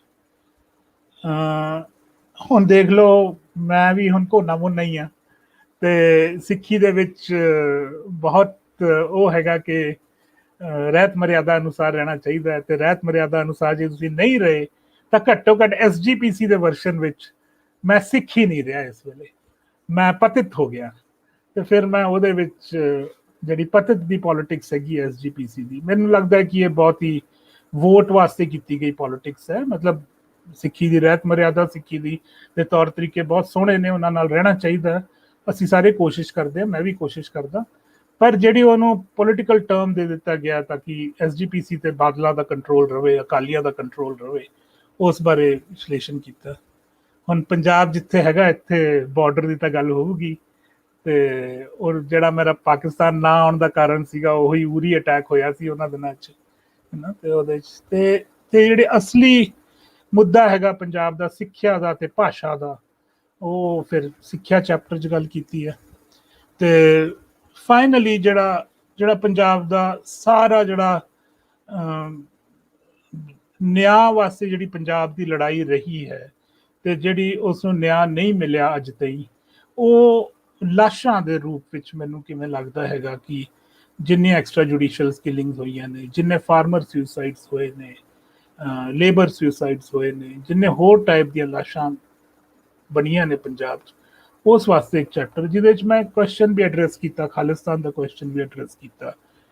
ਤੇ ਫਾਈਨਲ ਚੈਪਟਰ ਐਕਚੁਅਲੀ ਬੜੇ ਰੱਬ ਸਬੱਬੀ, ਉਹ ਇਲੈਕਸ਼ਨ ਜਿਹੜੇ ਸੀ 2017 ਦੇ, ਉਹ ਮੇਰੇ ਜਨਮ ਦਿਨ ਤੇ ਸੀਗੇ, ਤੇ ਫਿਰ ਮੈਂ ਉਹ ਜਨਮ ਦਿਨ ਤੇ ਚੈਪਟਰ ਕੀਤਾ। ਹੁਣੇ ਅਸੀਂ ਕਿਤਾਬ ਨੂੰ ਪੰਜਾਬੀ 'ਚ ਟਰਾਂਸਲੇਟ ਕੀਤਾ ਤੇ ਹੁਣ ਉਹ 2 ਮਹੀਨਿਆਂ 'ਚ ਆ ਜੂਗੀ। ਟਰਾਂਸਲੇਟ ਕਰਦੇ ਆ, ਟਰਾਂਸਲੇਟਰ ਯਾਦਵਿੰਦਰ ਜਿਹੜੇ ਆਏ ਹੋਏ ਨੇ ਤੁਹਾਡੇ ਫੋਰਮ ਤੇ ਪਹਿਲਾਂ, ਉਹਨਾਂ ਨਾਲ ਗੱਲ ਕਰਦੇ ਮੈਨੂੰ ਲੱਗਿਆ ਕਿ ਹੁਣ ਕਿਸਾਨੀ ਮੋਰਚਾ ਸ਼ੁਰੂ ਹੋ ਗਿਆ। ਤੇ ਇੱਕ ਤਰੀਕੇ ਨਾਲ ਮੈਨੂੰ ਲੱਗਿਆ ਕਿ ਕਿਸਾਨੀ ਮੋਰਚੇ ਵਿੱਚ ਜੋ ਕੁਝ ਹੋ ਰਿਹਾ ਹੈਗਾ ਉਹ ਮੇਰੇ ਕਿਤਾਬ ਦੇ ਬਿਲਕੁਲ ਵਿਪਰੀਤ ਹੈ। ਕਿ ਜਿੱਥੇ ਮੈਂ ਪੰਜਾਬ ਨੂੰ ਕੱਟਿਆ, ਵੱਢਿਆ, ਟੁੱਟਿਆ ਸਮਝ ਰਿਹਾ ਸੀਗਾ, ਜਿੱਥੇ ਮੈਂ ਭੂਕੰਪ ਦਾ ਅੰਦਾਜ਼ਾ ਲਾਇਆ ਸੀਗਾ, ਇਹ ਕਿਸਾਨੀ ਮੋਰਚੇ ਨੇ ਤਾਂ ਕਿੱਲੇ ਗੱਡਤੇ ਸਾਡੇ ਵਾਸਤੇ। ਤੇ ਜੇ ਸੰਤ ਰਾਮ ਉਦਾਸੀ ਨੂੰ ਦੇਖੀਏ, ਜੇ ਉਹਨਾਂ ਨੇ ਲਾਈਨ ਸੀਗੀ, ਝੋਰਾ ਨਾ ਕਰੀ ਕਿਲੇ ਆਨੰਦਪੁਰ ਦਾ, ਕੁੱਲੀ ਕੁੱਲੀ ਵਿੱਚ ਕਿਲਾ ਬਣਾ ਦਿਆਂਗੇ। ਫਿਰ ਉਸ ਕਰਕੇ ਫਿਰ ਨਾਂ ਲਿਆ ਇਸ ਟੌਪਿਕ ਦਾ ਵੀ ਕਿ ਭਾਈ ਫਾਲਟ ਲਾਈਨਸ ਤਾਂ ਲਿਖਤੀਆਂ, ਹੁਣ ਫੋਰਟ ਲਾਈਨਸ ਵੀ ਗੱਲਾਂ ਕਰ ਲਈ ਆਪਾਂ, ਕਿਉਂਕਿ ਤੇ ਮੇਰੀ ਇੰਗੇਜਮੈਂਟ ਪੰਜਾਬ ਨਾਲ ਖਤਮ ਨਹੀਂ ਹੋਈ। ਮੈਨੂੰ ਸੀ ਕਿ ਪਹਿਲਾਂ ਤਾਂ ਕਿਤਾਬ ਜਦੋਂ ਆਈ, ਉਸ ਤੋਂ ਉਹਨਾਂ ਦਿਨਾਂ ਵਿੱਚ ਬਾਬਾ ਨਾਨਕ ਦੀ 550th ਐਨੀਵਰਸਰੀ ਸੀ। ਅਸੀਂ ਸੋਚਿਆ ਅਸੀਂ ਥੋੜਾ ਜਿਹਾ ਮੱਧਮ ਰੱਖੀਏ ਆਵਾਜ਼, ਕਿਉਂਕਿ ਬਾਬਾ ਜੀ ਦਾ ਮਹੀਨਾ ਹੈਗਾ ਤੇ ਉਹ ਮਹੀਨਾ ਸੈਲੀਬ੍ਰੇਟ ਕਰ ਲੈਂਦੇ ਲੋਕਾਂ ਨੂੰ। ਤੇ ਉਦੋਂ ਤੋਂ ਬਾਅਦ ਆ ਸਿਟੀਜ਼ਨਸ਼ਿਪ ਪ੍ਰੋਟੈਸਟ ਸ਼ੁਰੂ ਹੋ ਗਏ ਇੰਡੀਆ ਵਿੱਚ, ਤੇ ਉਸ ਤੋਂ ਬਾਅਦ ਕਰੋਨਾ ਆ ਗਈ, ਤੇ ਉਸ ਤੋਂ ਬਾਅਦ ਹੁਣ ਕਰੋਨੇ ਦੀ ਸੈਕੰਡ ਵੇਵ ਆਈ ਪਈ ਹੈ। ਕਰੋਨੇ ਦੀ ਫਸਟ ਤੇ ਸੈਕੰਡ ਵੇਵ ਦੇ ਵਿਚਕਾਰ ਫਾਰਮਰਸ ਪ੍ਰੋਟੈਸਟ ਆ ਗਏ। ਤੇ ਯਾਦਵਿੰਦਰ ਨਾਲ ਡਿਸਕਸ ਕਰਕੇ ਅਸੀਂ ਇੱਕ ਨਵਾਂ ਚੈਪਟਰ ਵੀ ਐਡ ਕੀਤਾ ਉਹਦੇ ਵਿੱਚ, ਜਿਸ ਦਾ ਨਾਂ ਐਲਾਨ ਰੱਖਿਆ, ਕਿਉਂਕਿ ਮੈਂ ਫਾਰਮਰਸ ਪ੍ਰੋਟੈਸਟ ਨੂੰ ਫਿਰ ਬਰੀਕੀ ਨਾਲ ਦੇਖਿਆ ਵੀ। ਮੈਂ ਰਹਿਣਾ ਤਾਂ ਬੰਗਲੌਰ ਹਾਂ, ਪਰ ਫਿਰ ਮੈਂ ਜਾ ਕੇ ਦਿੱਲੀ ਸਮਾਂ ਬਿਤਾਇਆ। ਉਸ ਤੋਂ ਬਾਅਦ ਵੀ ਇੱਕ ਹੋਰ ਵਾਰੀ ਜਾਣਾ ਹੋਇਆ ਜਦੋਂ ਪੰਜਾਬ ਦੇ ਅੰਦਰੋਂ ਪ੍ਰੋਟੈਸਟ ਨੂੰ ਵੇਖਿਆ ਕਿਵੇਂ ਚੱਲ ਰਹੇ ਨੇ। ਤੇ ਜੋ ਮੈਨੂੰ ਲੱਗਦਾ ਹੈਗਾ ਕਿ ਹੁਣ 6 ਮਹੀਨੇ ਹੋ ਗਏ ਪ੍ਰੋਟੈਸਟ ਨੂੰ, ਇਹ ਪ੍ਰੋਟੈਸਟ ਫਾਰਮ ਲਾਜ਼ ਦੇ ਉੱਤੇ ਤਾਂ ਆਏ ਨੇ ਜ਼ਰੂਰ, ਪਰ ਇਹ ਐਕਚੁਅਲੀ ਜਿਹੜੀ ਇੰਡੀਆ ਦਾ ਐਗਰੇਰੀਅਨ ਸੈਕਟਰ ਪਿਛਲੇ 50 ਸਾਲਾਂ ਤੋਂ ਨਿਗਲੈਕਟਡ ਰਿਹਾ ਹੈਗਾ। ਗਵਰਨਮੈਂਟ ਆਫਟਰ ਗਵਰਨਮੈਂਟ ਆਈ ਹੈ ਤੇ ਕਿਸੇ ਨੇ ਕੁਝ ਕੀਤਾ ਨਹੀਂ ਹੈਗਾ। ਜੇ ਤੁਸੀਂ ਪਿਛਲੇ ਕਾਂਗਰਸ ਗਵਰਨਮੈਂਟ ਨੂੰ ਦੇਖੋ ਤੇ ਉਹਨਾਂ ਕੋਲ ਜਦੋਂ ਗਏ ਯੂਨੀਅਨਸ ਵਾਲੇ, ਤੇ ਉਹਨਾਂ ਨੇ ਕਿਹਾ ਚਲੋ ਠੀਕ ਹੈ ਸਵਾਮੀਨਾਥਨ ਕਮਿਸ਼ਨ ਬਿਠਾਉਂਦੇ ਆ, ਤੇ ਉਹਦੇ ਵਿੱਚ ਜੋ ਕਹਿਣਗੇ ਅਸੀਂ ਫਿਰ ਉਸ ਨੂੰ ਇੰਪਲੀਮੈਂਟ ਕਰਾਂਗੇ। ਉਹ 2007 ਵਿੱਚ ਉਹਨਾਂ ਦੀ ਰਿਪੋਰਟ ਤਿਆਰ ਹੋ ਗਈ, 5 ਵੋਲਿਊਮਸ ਦੀ ਰਿਪੋਰਟ ਹੈ। ਸਵਾਮੀਨਾਥਨ ਜੀ ਨੇ ਬਹੁਤ ਮਿਹਨਤ ਕੀਤੀ ਉਹ ਰਿਪੋਰਟ ਤਿਆਰ ਕਰਨ ਵਾਸਤੇ, ਪਰ ਉਹਨੂੰ ਫਿਰ ਕਾਂਗਰਸ ਨੇ ਇੰਪਲੀਮੈਂਟ ਨਹੀਂ ਕੀਤਾ।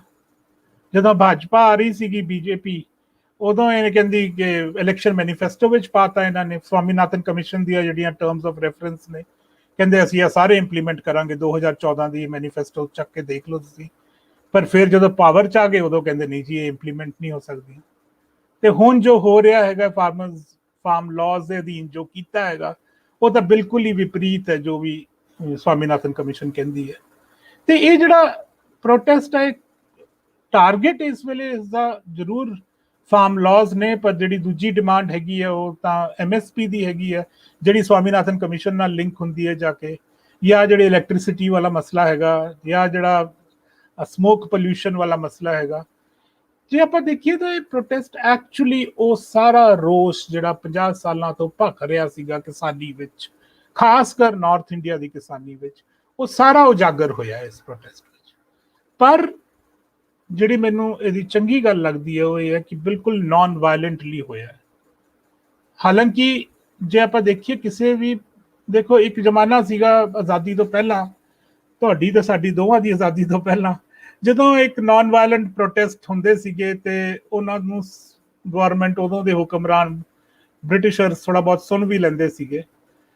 ਪਰ ਉਹ ਉਦੋਂ ਹੁੰਦਾ ਜਦੋਂ ਇੱਕ ਰਜੀਮ ਦੀ ਇੱਕ ਕੌਨਸ਼ੀਅੰਸ ਹੁੰਦੀ ਹੈ, ਜਾਂ ਘੱਟੋ ਘੱਟ ਇਹ ਜ਼ਰੂਰ ਹੁੰਦੀ ਹੈ ਕਿ ਅਸੀਂ ਇੱਕ ਬੁਰਾ ਨਾਂ ਨਹੀਂ ਕਮਾਉਣਾ ਚਾਹੁੰਦੇ ਆਪਣੇ ਵਾਸਤੇ। ਪਰ ਹੁਣ ਦੇ ਜਿਹੜੇ ਰਜੀਮਸ ਨੇ ਇੱਥੇ ਦੁਨੀਆ ਭਰ ਵਿੱਚ, ਮਤਲਬ ਬਹੁਤ ਸਾਰੇ ਦੇਸ਼ਾਂ ਵਿੱਚ ਜਿਹੜੇ ਰਾਈਟ ਵਿੰਗ ਰਜੀਮਸ ਨੇ, ਇਹਨਾਂ ਨੂੰ ਪਰਵਾਹ ਨਹੀਂ ਹੈਗੀ ਕਿ ਸਾਡਾ ਕੀ ਇਮੇਜ ਬਣੂਗੀ ਦੁਨੀਆ ਵਿੱਚ। ਉਦੋਂ ਫਿਰ ਤੁਹਾਨੂੰ ਪ੍ਰੋਟੈਸਟ ਕੋਈ ਇਹੋ ਜਿਹਾ ਚੱਕਣਾ ਪੈਂਦਾ ਹੈ ਜੇ ਆਰਮਡ ਨਹੀਂ ਕਰਨਾ। ਤੇ ਆਰਮਡ ਜਦੋਂ ਵੀ ਪੰਜਾਬ ਨੇ ਪਿਛਲੇ 100 ਸਾਲਾਂ ਵਿੱਚ ਆਰਮਡ ਪ੍ਰੋਟੈਸਟ ਕੀਤਾ, ਪੰਜਾਬ ਦੀ ਹਾਰ ਹੋਈ ਹੈ ਉਹਦੇ ਵਿੱਚ। ਜੇ ਇਸ ਤੋਂ ਪਹਿਲਾਂ ਇੱਕ ਸਕਸੈਸਫੁਲ ਪ੍ਰੋਟੈਸਟ ਆਪਾਂ ਦੇਖੀਏ ਤਾਂ ਉਹ ਗੁਰਦੁਆਰਿਆਂ ਦਾ ਮੋਰਚਾ ਸੀਗਾ 1920 ਵਿੱਚ। ਜੇ ਉਸ ਤੋਂ ਪਹਿਲਾਂ ਦੇ ਦੇਖੀਏ ਤਾਂ ਇੱਕ ਚੰਗਾ ਪ੍ਰੋਟੈਸਟ ਨਾਨ ਵਾਇਲੈਂਟ ਜਿਹੜਾ ਰਿਹਾ ਸੀਗਾ, ਲਾਰਜਲੀ ਨਾਨ ਵਾਇਲੈਂਟ ਜਿਹੜਾ ਰਿਹਾ ਸੀਗਾ, ਉਹ ਪਗੜੀ ਸੰਭਾਲ ਜੱਟਾ ਮੂਵਮੈਂਟ ਸੀਗੀ 1907 ਵਾਲੀ।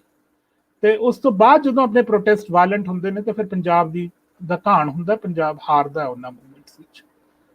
ਤੇ ਨਾਨ ਵਾਇਲੈਂਟ ਤਾਂ ਰੱਖਣਾ ਜ਼ਰੂਰੀ ਹੈ, ਪਰ ਫਿਰ ਕੀ ਕਰੇ ਬੰਦਾ, ਕਿਵੇਂ ਕਰੇ ਇਸ ਪ੍ਰੋਟੈਸਟ ਨੂੰ? ਉਹਦੇ ਵਾਸਤੇ ਇਹੀ ਜ਼ਰੂਰੀ ਹੈ ਕਿ ਤੁਸੀਂ ਜਿਹੜੇ ਵੀ ਰਜੀਮ ਹੈ ਉਹਦੇ ਇਕਨੋਮਿਕ ਲਾਈਨਸ ਨੂੰ ਕੱਟਣ ਦੀ ਕੋਸ਼ਿਸ਼ ਕਰੋ, ਤਾਂ ਕਿ ਉਹਨੂੰ ਸੱਟ ਵੱਜੇ, ਕਿਤੇ ਉਹਨੂੰ ਸਮਝ ਆਵੇ ਕਿ ਲੋਕੀ ਤੰਗ ਨੇ। ਨਹੀਂ ਤਾਂ ਉਹ ਧਿਆਨ ਨਹੀਂ ਦਿੰਦੇ। ਉਹੀ ਦੇਖੋ, ਜਿਵੇਂ ਚੈਪਟਰ 2 ਦਾ ਨਾਮ ਬੇਰੁਖੀ ਹੈ, ਉਹੀ ਬੇਰੁਖੀ ਆਪਾਂ ਇਸ ਵੇਲੇ ਨੈਸ਼ਨਲ ਲੈਵਲ ਤੇ ਦੇਖ ਰਹੇ ਹਾਂ 6 ਮਹੀਨਿਆਂ ਤੋਂ। ਪਰ ਉਸ ਬੇਰੁਖੀ ਦੇ ਬਾਵਜੂਦ, ਹਾਲਾਂਕਿ ਇਹਨਾਂ ਨੇ ਰੋਡਸ ਬੰਦ ਕੀਤੀਆਂ, ਬਟ ਹੁਣ ਜਿਵੇਂ ਆਕਸੀਜਨ ਕ੍ਰਾਈਸਿਸ ਹੋ ਗਿਆ ਸੀ, ਰੋਡ ਖੋਲਣੀ ਪਈ ਤੇ ਖੋਲ ਵੀ ਦਿੱਤੀ ਕਿ ਅਸੀਂ ਸਿਟੀਜ਼ਨਸ ਦੇ ਖਿਲਾਫ ਨਹੀਂ ਹੈਗੇ। ਜਦੋਂ ਵੀ ਕਾਲ ਆਉਂਦੀ ਹੈ ਰੇਲ ਰੋਕੋ ਦੀ ਜਾਂ ਰੋਡ ਰੋਕੋ ਦੀ, ਉਦੋਂ ਹਮੇਸ਼ਾ ਜਿੰਨੇ ਵੀ ਲੋਕ ਹੁੰਦੇ ਨੇ ਜਿਹੜੇ ਤੰਗ ਹੋ ਰਹੇ ਨੇ ਉਹਨਾਂ ਵਾਸਤੇ ਮਦਦ ਪਹੁੰਚਦੀ ਹੈ, ਉਹਨਾਂ ਵਾਸਤੇ ਪਾਣੀ, ਰੋਟੀ, ਜੋ ਮੈਡੀਕਲ ਏਡ ਜੋ ਵੀ ਚਾਹੀਦਾ ਉਹਨਾਂ ਨੂੰ, ਤਾਂ ਕਿ ਗੌਰਮੈਂਟ ਨੂੰ ਲੱਗੇ ਕਿ ਹਾਂ ਜੀ ਅਸੀਂ ਉਹਨਾਂ ਦੇ ਖਿਲਾਫ ਹਾਂ ਤੇ ਲੋਕ ਸਾਡੇ ਨਾਲ ਰਹਿਣ। ਲੋਕਾਂ ਦੇ ਖਿਲਾਫ ਤਾਂ ਅਸੀਂ ਹੈ ਹੀ ਨਹੀਂ ਪਹਿਲਾਂ ਤੋਂ ਹੀ। ਪੰਜਾਬ ਦਾ ਗ੍ਰੀਨ ਰੈਵੋਲੂਸ਼ਨ ਦਾ ਇਹੀ ਹੈ ਨਾ, ਮਤਲਬ ਕਿ ਘੱਟੋ ਘੱਟ 50 ਸਾਲਾਂ ਤੋਂ ਪੰਜਾਬ ਹਿੰਦੁਸਤਾਨ ਨੂੰ ਰੋਟੀ ਖਵਾ ਰਿਹਾ। ਤੇ ਜੇ ਤੁਸੀਂ ਰੋਟੀ ਖਵਾਉਂਦੇ ਹੋ ਕਿਸੇ ਨੂੰ ਤੇ ਫਿਰ ਤੁਸੀਂ ਉਹਦਾ ਘਾਣ ਤਾਂ ਨਹੀਂ ਕਰ ਸਕਦੇ। ਪਰ ਹੁਣ ਜੇ 6 ਮਹੀਨੇ ਤੇ ਆਪਾਂ ਆ ਕੇ ਦੇਖੀਏ ਕਿਵੇਂ ਲੱਗਦਾ ਹੈਗਾ ਇਸ ਵੇਲੇ, ਮੈਨੂੰ ਤਾਂ ਐਂ ਲੱਗਦਾ ਹੈ ਕਿ ਅਸੀਂ ਸ਼ਾਇਦ ਹਿੰਦੁਸਤਾਨ ਨੂੰ ਵੀ ਤੇ ਦੁਨੀਆ ਨੂੰ ਵੀ ਇੱਕ ਮਾਡਲ ਕ੍ਰੀਏਟ ਕਰ ਸਕੇ ਉਹਦੇ ਵਾਸਤੇ ਕਿ ਜੇ ਨਾਨ ਵਾਇਲੈਂਟ ਪ੍ਰੋਟੈਸਟ ਕਰਨੇ ਨੇ, ਜੇ ਤੁਹਾਨੂੰ ਸ਼ਿਕਾਇਤ ਕਰਨੀ ਹੈ ਹੁਕਮਰਾਨ ਨਾਲ, ਤਾਂ ਫਿਰ ਆ ਇੱਕ ਤਰੀਕਾ ਹੈਗਾ। ਤੇ ਇਸ ਤਰੀਕੇ ਦੇ ਕੋਰ ਵਿੱਚ ਜਿਹੜਾ ਇਸ ਤਰੀਕੇ ਦਾ ਦਿਲ ਹੈ ਜਿਸ ਨੂੰ ਕਹੀਏ, ਤਾਂ ਉਹ ਦੋ ਚੀਜ਼ਾਂ ਨੇ, ਇੱਕ ਤਾਂ ਲੰਗਰ ਹੈ ਤੇ ਇੱਕ ਸੇਵਾ ਦੀ ਭਾਵਨਾ ਹੈ। ਜਿਹੜਾ ਵੀ ਜੁੜਿਆ ਇਸ ਨਾਲ ਉਹ ਸੇਵਾ ਦੀ ਭਾਵਨਾ ਨਾਲ ਜੁੜਿਆ। ਤੇ ਲੰਗਰ ਦਾ ਪ੍ਰਬੰਧ, ਤੇ ਉਹ ਲੰਗਰ ਹੁਣ ਕਈ ਫਾਰਮ ਦੇ ਹੋ ਗਏ ਨੇ। ਪਹਿਲਾਂ ਤਾਂ ਇਕੱਲੇ ਰੋਟੀ ਟੁੱਕ ਦਾ ਲੰਗਰ ਸੀਗਾ, ਪਾਣੀ ਦਾ ਲੰਗਰ ਸੀ, ਟੈਂਟ ਦਾ ਲੰਗਰ ਹੋ ਗਿਆ, ਹੁਣ ਤਾਂ ਆਕਸੀਜਨ ਦਾ ਲੰਗਰ ਚਲਾਇਆ, ਬੈੱਡਸ ਦਾ ਲੰਗਰ ਚਲਾਇਆ ਕੋਵਿਡ ਦੇ ਦੌਰਾਨ ਇਹਨਾਂ ਨੇ, ਕਿਸਾਨਾਂ ਨੇ। ਤੇ ਪਰ ਇਹ ਜਿਹੜਾ ਹੈ ਇਸ ਦਾ ਕੋਰ ਹੈਗਾ। ਤੇ ਪਰ ਜਿਹੜੀ ਜੇ ਆਪਾਂ ਕਹੀਏ ਇਕੱਲੇ ਪ੍ਰੋਟੈਸਟ ਦੇਖੀਏ ਤਾਂ ਬਹੁਤ ਚੰਗਾ ਲੱਗਦਾ ਸਾਨੂੰ, ਪਰ ਜੇ ਦੂਜੇ ਪਾਸੇ ਦੇਖੀਏ ਤਾਂ ਉਸੇ ਹੀ ਪੰਜਾਬ ਨੇ ਜਿਹੜਾ ਇਹਨਾਂ ਪ੍ਰੋਟੈਸਟ ਦਾ ਇੰਜਨ ਰਿਹਾ, ਨਾਲ ਇਹਦੇ ਹਰਿਆਣਾ ਆ ਕੇ ਜੁੜਿਆ, ਨਾਲ ਵੈਸਟਰਨ ਉੱਤਰ ਪ੍ਰਦੇਸ਼ ਆ ਕੇ ਜੁੜਿਆ, ਨਾਲ ਰਾਜਸਥਾਨ ਆ ਕੇ ਜੁੜਿਆ। ਇੱਕ ਹਿਸਾਬ ਨਾਲ ਇਹ ਜਿਹੜਾ ਆਪਾਂ 1966 ਦੀ ਜਿਹੜੀ ਵੰਡ ਪੈ ਗਈ ਸੀ ਪੰਜਾਬ ਹਰਿਆਣਾ ਦੀ, ਉਹ ਪੂਰੀ ਕਰ ਲਈ ਆਪਾਂ ਕਿ ਪਿਛਲੇ 50 ਸਾਲਾਂ ਵਿੱਚ ਇੰਨਾ ਪਿਆਰ ਨਹੀਂ ਦਿਸਿਆ ਨਾ ਦੋਵਾਂ ਸਟੇਟਸ ਦੇ ਵਿੱਚ, ਤੇ ਉਹ ਈਸਟ ਪੰਜਾਬ ਘੱਟੋ ਘੱਟ ਇਕੱਠਾ ਹੋ ਗਿਆ। ਤੇ ਮੇਰੀ ਤਾਂ ਉਮੀਦ ਹੈ ਕਿ ਕਿਸੇ ਦਿਨ ਆਪਣੇ ਨੈਸ਼ਨਲ ਬਾਰਡਰਸ ਵੀ ਥੋੜੇ ਹੇਠਾਂ ਹੋਣ, ਪਰ ਤੇ ਆਪਾਂ ਹੋਰ ਈਜ਼ੀਲੀ ਮਿਲ ਸਕੀਏ ਇੱਕ ਦੂਜੇ ਨੂੰ। ਪਰ ਜਿਹੜਾ ਇਕੱਠਾ ਹੋਇਆ ਪੰਜਾਬ, ਇਹਦਾ ਇੰਜਨ ਸੀਗਾ। ਇਸ ਆਪਣੇ ਪੰਜਾਬ ਦੇ ਵਿੱਚ ਹੁਣ ਆ ਹੈ ਤਰਾਸਦੀ ਸਾਡਾ ਆਪਣਾ ਪੋਲੀਟੀਕਲ ਸਿਸਟਮ ਬਿਲਕੁਲ ਬਿਖਰਿਆ ਹੋਇਆ। ਜੇ ਤੁਸੀਂ 2017 ਦੇ ਇਲੈਕਸ਼ਨ ਜਦੋਂ ਹੋਈਆਂ ਸੀ ਤੇ ਹੁਣ 2022 ਫਰਵਰੀ ਵਿੱਚ ਇਲੈਕਸ਼ਨਾਂ ਹੋਣਗੀਆਂ, ਇਹਨਾਂ 2 ਸਾਲਾਂ ਨੂੰ ਤੁਸੀਂ ਦੇਖੋ ਆਪਸ ਵਿੱਚ, ਤਾਂ 2017 ਵਿੱਚ ਤਾਂ ਕੰਪੀਟੀਸ਼ਨ ਸੀਗਾ। ਇੱਕ ਅਕਾਲੀ ਰਜੀਮ ਸੀ ਜਿਸ ਤੋਂ ਲੋਕੀ ਦੁਖੀ ਸਨ, ਆਲਟਰਨੇਟਿਵ ਭਾਲ ਰਹੇ ਸਨ। ਕਾਂਗਰਸ ਨੇ ਵਾਅਦਾ ਕੀਤਾ ਕਿ ਅਸੀਂ, ਗੁਟਕਾ ਸਾਹਿਬ ਤੇ ਵਾਅਦਾ ਕੀਤਾ ਕਿ ਅਸੀਂ ਆਹ ਚੀਜ਼ਾਂ ਹੱਲ ਕਰਾਂਗੇ। ਤੇ ਨਵੀਂ ਪਾਰਟੀ ਗੁੱਜਰ ਉੱਠ ਕੇ ਆ ਰਹੀ ਸੀਗੀ, ਆਮ ਆਦਮੀ ਪਾਰਟੀ, ਉਹਨਾਂ ਨੇ ਤਾਂ ਬਹੁਤ ਵਾਅਦੇ ਕੀਤੇ, ਬਹੁਤ ਉਹਨਾਂ ਨੇ ਲੋਕਾਂ ਨੂੰ ਚਮਕਾਇਆ ਇੱਕ ਤਰੀਕੇ ਨਾਲ। ਫਾਈਨਲੀ ਕਾਂਗਰਸ ਲਾਸਟ ਵਿੱਚ ਹਾਵੀ ਰਹੀ। ਆਪ ਦੇ ਜਿਹੜਾ ਇੰਟਰਨਲ ਜੋ ਉਹਨਾਂ ਦੇ ਜਿਨ੍ਹਾਂ ਦੇ ਕਾਰਨ ਉਹ ਟੁੱਟਿਆ, ਉਹ ਵੀ ਮੈਂ ਕਿਤਾਬ ਦਰਜ ਕੀਤੇ, ਕਿਉਂਕਿ ਮੈਂ ਕਿਤਾਬ ਨੂੰ 2015 ਤੋਂ 17 ਤੇ ਦੇਖ ਰਿਹਾ ਸੀਗਾ ਪੰਜਾਬ ਨੂੰ, ਤੇ ਨੈਚੁਰਲੀ ਆਪ ਬਾਰੇ ਵੀ ਗੱਲ ਕਰਨੀ ਜ਼ਰੂਰੀ ਸੀਗੀ। ਤੇ ਹੁਣ ਜੇ 2022 ਵਿੱਚ ਦੇਖੀਏ, ਨਾ ਤਾਂ ਅਕਾਲੀ ਹੈਗੇ ਨੇ ਕਿਉਂਕਿ ਉਹ ਖੜੇ ਹੀ ਨਹੀਂ ਹੋ ਸਕੇ ਹਜੇ ਤਾਈਂ। ਆਪ ਦਾ ਕਿਤੇ ਨਾਮੋ ਨਿਸ਼ਾਨ ਨਹੀਂ ਦਿਸਦਾ ਪੰਜਾਬ ਵਿੱਚ। ਹੈਗੇ ਨਹੀਂ, ਮਤਲਬ ਐ ਨਹੀਂ ਕਿ ਨਹੀਂ ਹੈਗੇ, ਬਟ ਕੋਈ ਵਾਈਬ੍ਰੈਂਸੀ ਨਹੀਂ ਹੈਗੀ ਗਰਾਊਂਡ ਤੇ। ਕੱਲੀ ਕਾਂਗਰਸ ਹੀ ਕਾਂਗਰਸ ਹੈ। ਪਰ ਕਾਂਗਰਸ ਨੇ ਆਪਣੇ ਅੰਦਰ ਹੀ ਇੰਨਾ ਕੜਮਾਸ ਪਾ ਲਿਆ ਹੈ ਕਿ ਉਹ ਆਪਸ 'ਚ ਲੜੀ ਜਾਂਦੇ ਮਿਨਿਸਟਰ ਉਹਦੇ। ਇਸ ਤੋਂ ਆਪਾਂ ਨੂੰ ਕੀ ਲੱਗਦਾ ਕਿ ਜੇ ਪੰਜਾਬ 'ਚੋਂ ਇੱਕ ਮੂਵਮੈਂਟ ਉੱਠ ਕੇ ਆਉਂਦੀ ਹੈ ਜਿਹੜੀ ਦੇਸ਼ ਵਾਸਤੇ, ਦੁਨੀਆ ਵਾਸਤੇ ਮਿਸਾਲ ਬਣ ਸਕਦੀ ਹੈ, ਉਸੇ ਪੰਜਾਬ ਨੂੰ ਜੇ ਤੁਸੀਂ ਐਗਜ਼ਿਸਟਿੰਗ ਸਿਸਟਮ ਦੇ ਹੇਠਾਂ ਰੱਖਦੇ ਹੋ, ਤਾਂ ਫਿਰ ਉਹਦਾ ਕੁਝ ਹਿੱਲਾ ਨਹੀਂ ਬਣਦਾ, ਉਹਨੂੰ ਕੋਈ ਸਮਝ ਨਹੀਂ ਆਉਂਦੀ। ਕਾਂਗਰਸ ਨੂੰ ਇੰਨਾ ਕੀ ਚਾਹੀਦਾ ਸੀ ਕਿ ਜਿਹੜੇ ਵਾਅਦੇ ਕੀਤੇ ਸੀਗੇ ਉਹ ਪੂਰੇ ਕਰਦੀ, ਤੇ ਲੋਕਾਂ ਕੋਲ ਦੁਬਾਰਾ ਜਾਂਦੀ ਤੇ ਕਹਿੰਦੇ ਅਸੀਂ ਬਿਲਕੁਲ ਤੁਹਾਡੇ ਨਾਲ ਖੜੇ ਆ ਇਹਨਾਂ ਪ੍ਰੋਟੈਸਟ ਵਿੱਚ, ਤੇ ਸਾਨੂੰ ਜਿਤਾਓ ਦੁਬਾਰਾ, ਤੇ ਲੋਕੀ ਖੁਸ਼ ਹੋ ਕੇ ਉਹਨਾਂ ਨੂੰ ਜਿਤਾ ਦਿੰਦੇ। ਪਰ ਉਹ ਕਾਂਗਰਸ ਆਪਸ 'ਚ ਲੜੀ ਜਾਂਦੇ ਨੇ। ਇਹ ਜਿਹੜੀ ਵਿਡੰਬਨਾ ਹੈ ਨਾ ਪੰਜਾਬ ਦੀ, ਇਸੇ ਕਰਕੇ ਹੀ ਪੰਜਾਬੀ ਵਿੱਚ ਜਿਹੜੀ ਕਿਤਾਬ ਦਾ ਟ੍ਰਾਂਸਲੇਸ਼ਨ ਕਰ ਰਹੇ ਹੋ ਉਸਦਾ ਨਾਂ ਹੀ ਇਹ ਰੱਖਿਆ ਕਿ ਜਿੰਨਾ ਰਾਹਾਂ ਦੀ ਮੈਂ ਸਾਰ ਨਾ ਜਾਣਾ। ਪੰਜਾਬ ਨੂੰ ਕਿਸੇ ਵੀ ਲੇਬਲ ਵਿੱਚ, ਕਿਸੇ ਵੀ ਯੁਕਤੀ ਵਿੱਚ ਬੰਨਣਾ, ਮੈਨੂੰ ਲੱਗਦਾ ਹੈ ਉਹ ਗਲਤ ਗੱਲ ਹੈ। ਪੰਜਾਬ ਇੰਨਾ ਅਜੀਬ ਹੈ, ਇੱਕ ਅਥਾਹ ਸਮੁੰਦਰ ਹੈ ਕਿ ਹਮੇਸ਼ਾ ਹੀ ਬਦਲਦਾ ਰਹਿੰਦਾ। ਆਪਣੇ ਅਨੇਕੇ ਰੂਪ ਨਿਕਲਦੇ ਨੇ ਤੇ ਹਰੇਕ ਰੂਪ ਤੁਹਾਨੂੰ ਚੁਕਾ ਦਿੰਦਾ, ਤੇ ਉਹੀ ਕਰ ਰਿਹਾ ਪੰਜਾਬ, ਹਜੇ ਵੀ ਉਹੀ ਕਰ ਰਿਹਾ। ਪੰਜਾਬ ਪ੍ਰੋਟੈਸਟ ਜਿਹੜੇ ਮੇਨ ਗੇਨਸ ਨੇ, ਮੈਨੂੰ ਲੱਗਦਾ ਹੈ ਕਿ ਉਹ ਇਹ ਨੇ ਕਿ ਸੋਲੀਡੈਰਿਟੀਜ਼ ਜਿਹੜੀਆਂ ਉੱਠ ਕੇ ਆਈਆਂ।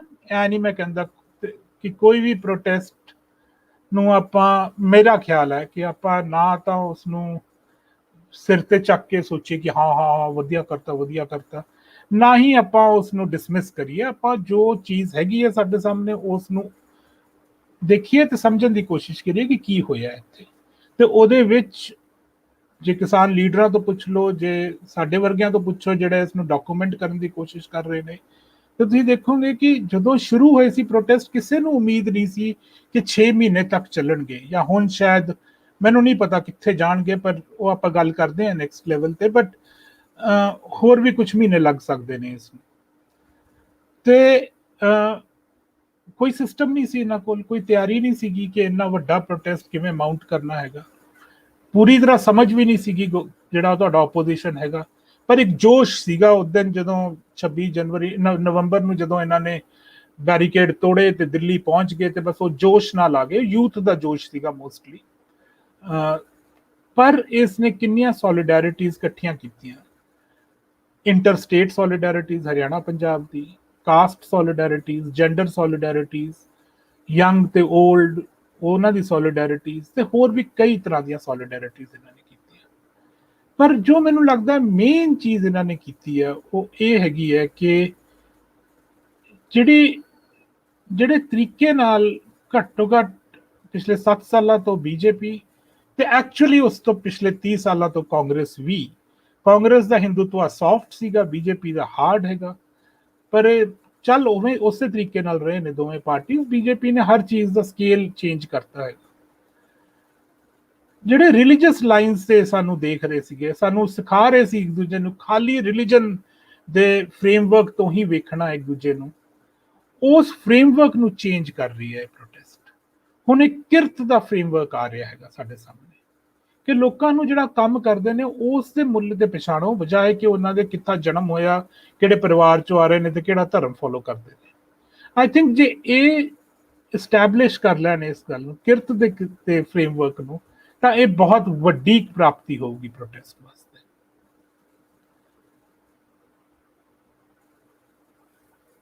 ਮੈਨੂੰ ਜਿਹੜਾ ਲੱਗਦਾ ਹੈ ਕੋਵਿਡ ਕਰਕੇ ਜੋ ਹੋ ਰਿਹਾ ਹੈਗਾ, ਉਹ ਐ 2 ਮਹੀਨੇ ਹੋ ਗਏ ਨੇ ਜਦੋਂ ਦਾ ਵੇਵ ਉੱਠੀ ਹੈ।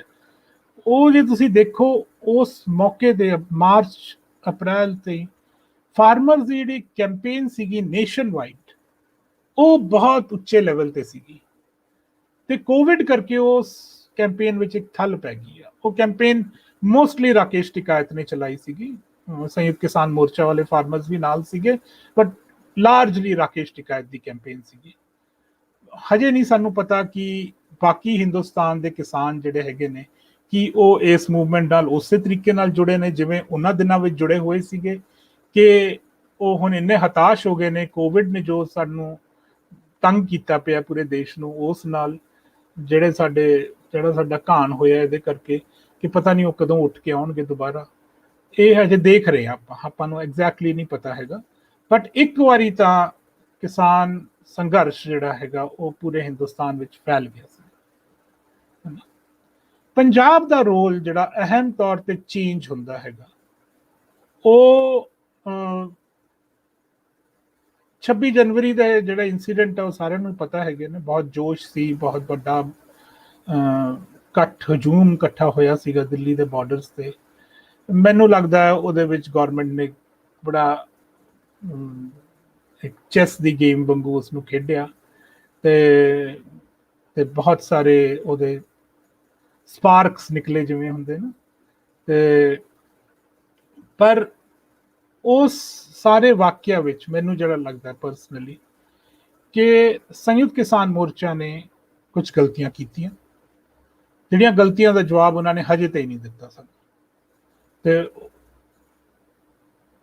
ਜਿਵੇਂ ਉਹਨਾਂ ਨੇ ਡਿਸਓਨ ਕੀਤਾ ਯੂਥ ਨੂੰ ਆਪਣੇ ਨਾਲੋਂ, ਜਿਵੇਂ ਉਹਨਾਂ ਨੇ ਉਹ ਸਟੇਜ ਸਾਂਭੀ 27 ਜਾਂ 28 ਜਨਵਰੀ ਨੂੰ, ਉਹ ਬਿਲਕੁਲ ਹੀ ਐਕਸਪੈਕਟਡ ਨਹੀਂ ਸੀਗੀ ਉਹਨਾਂ ਤੋਂ।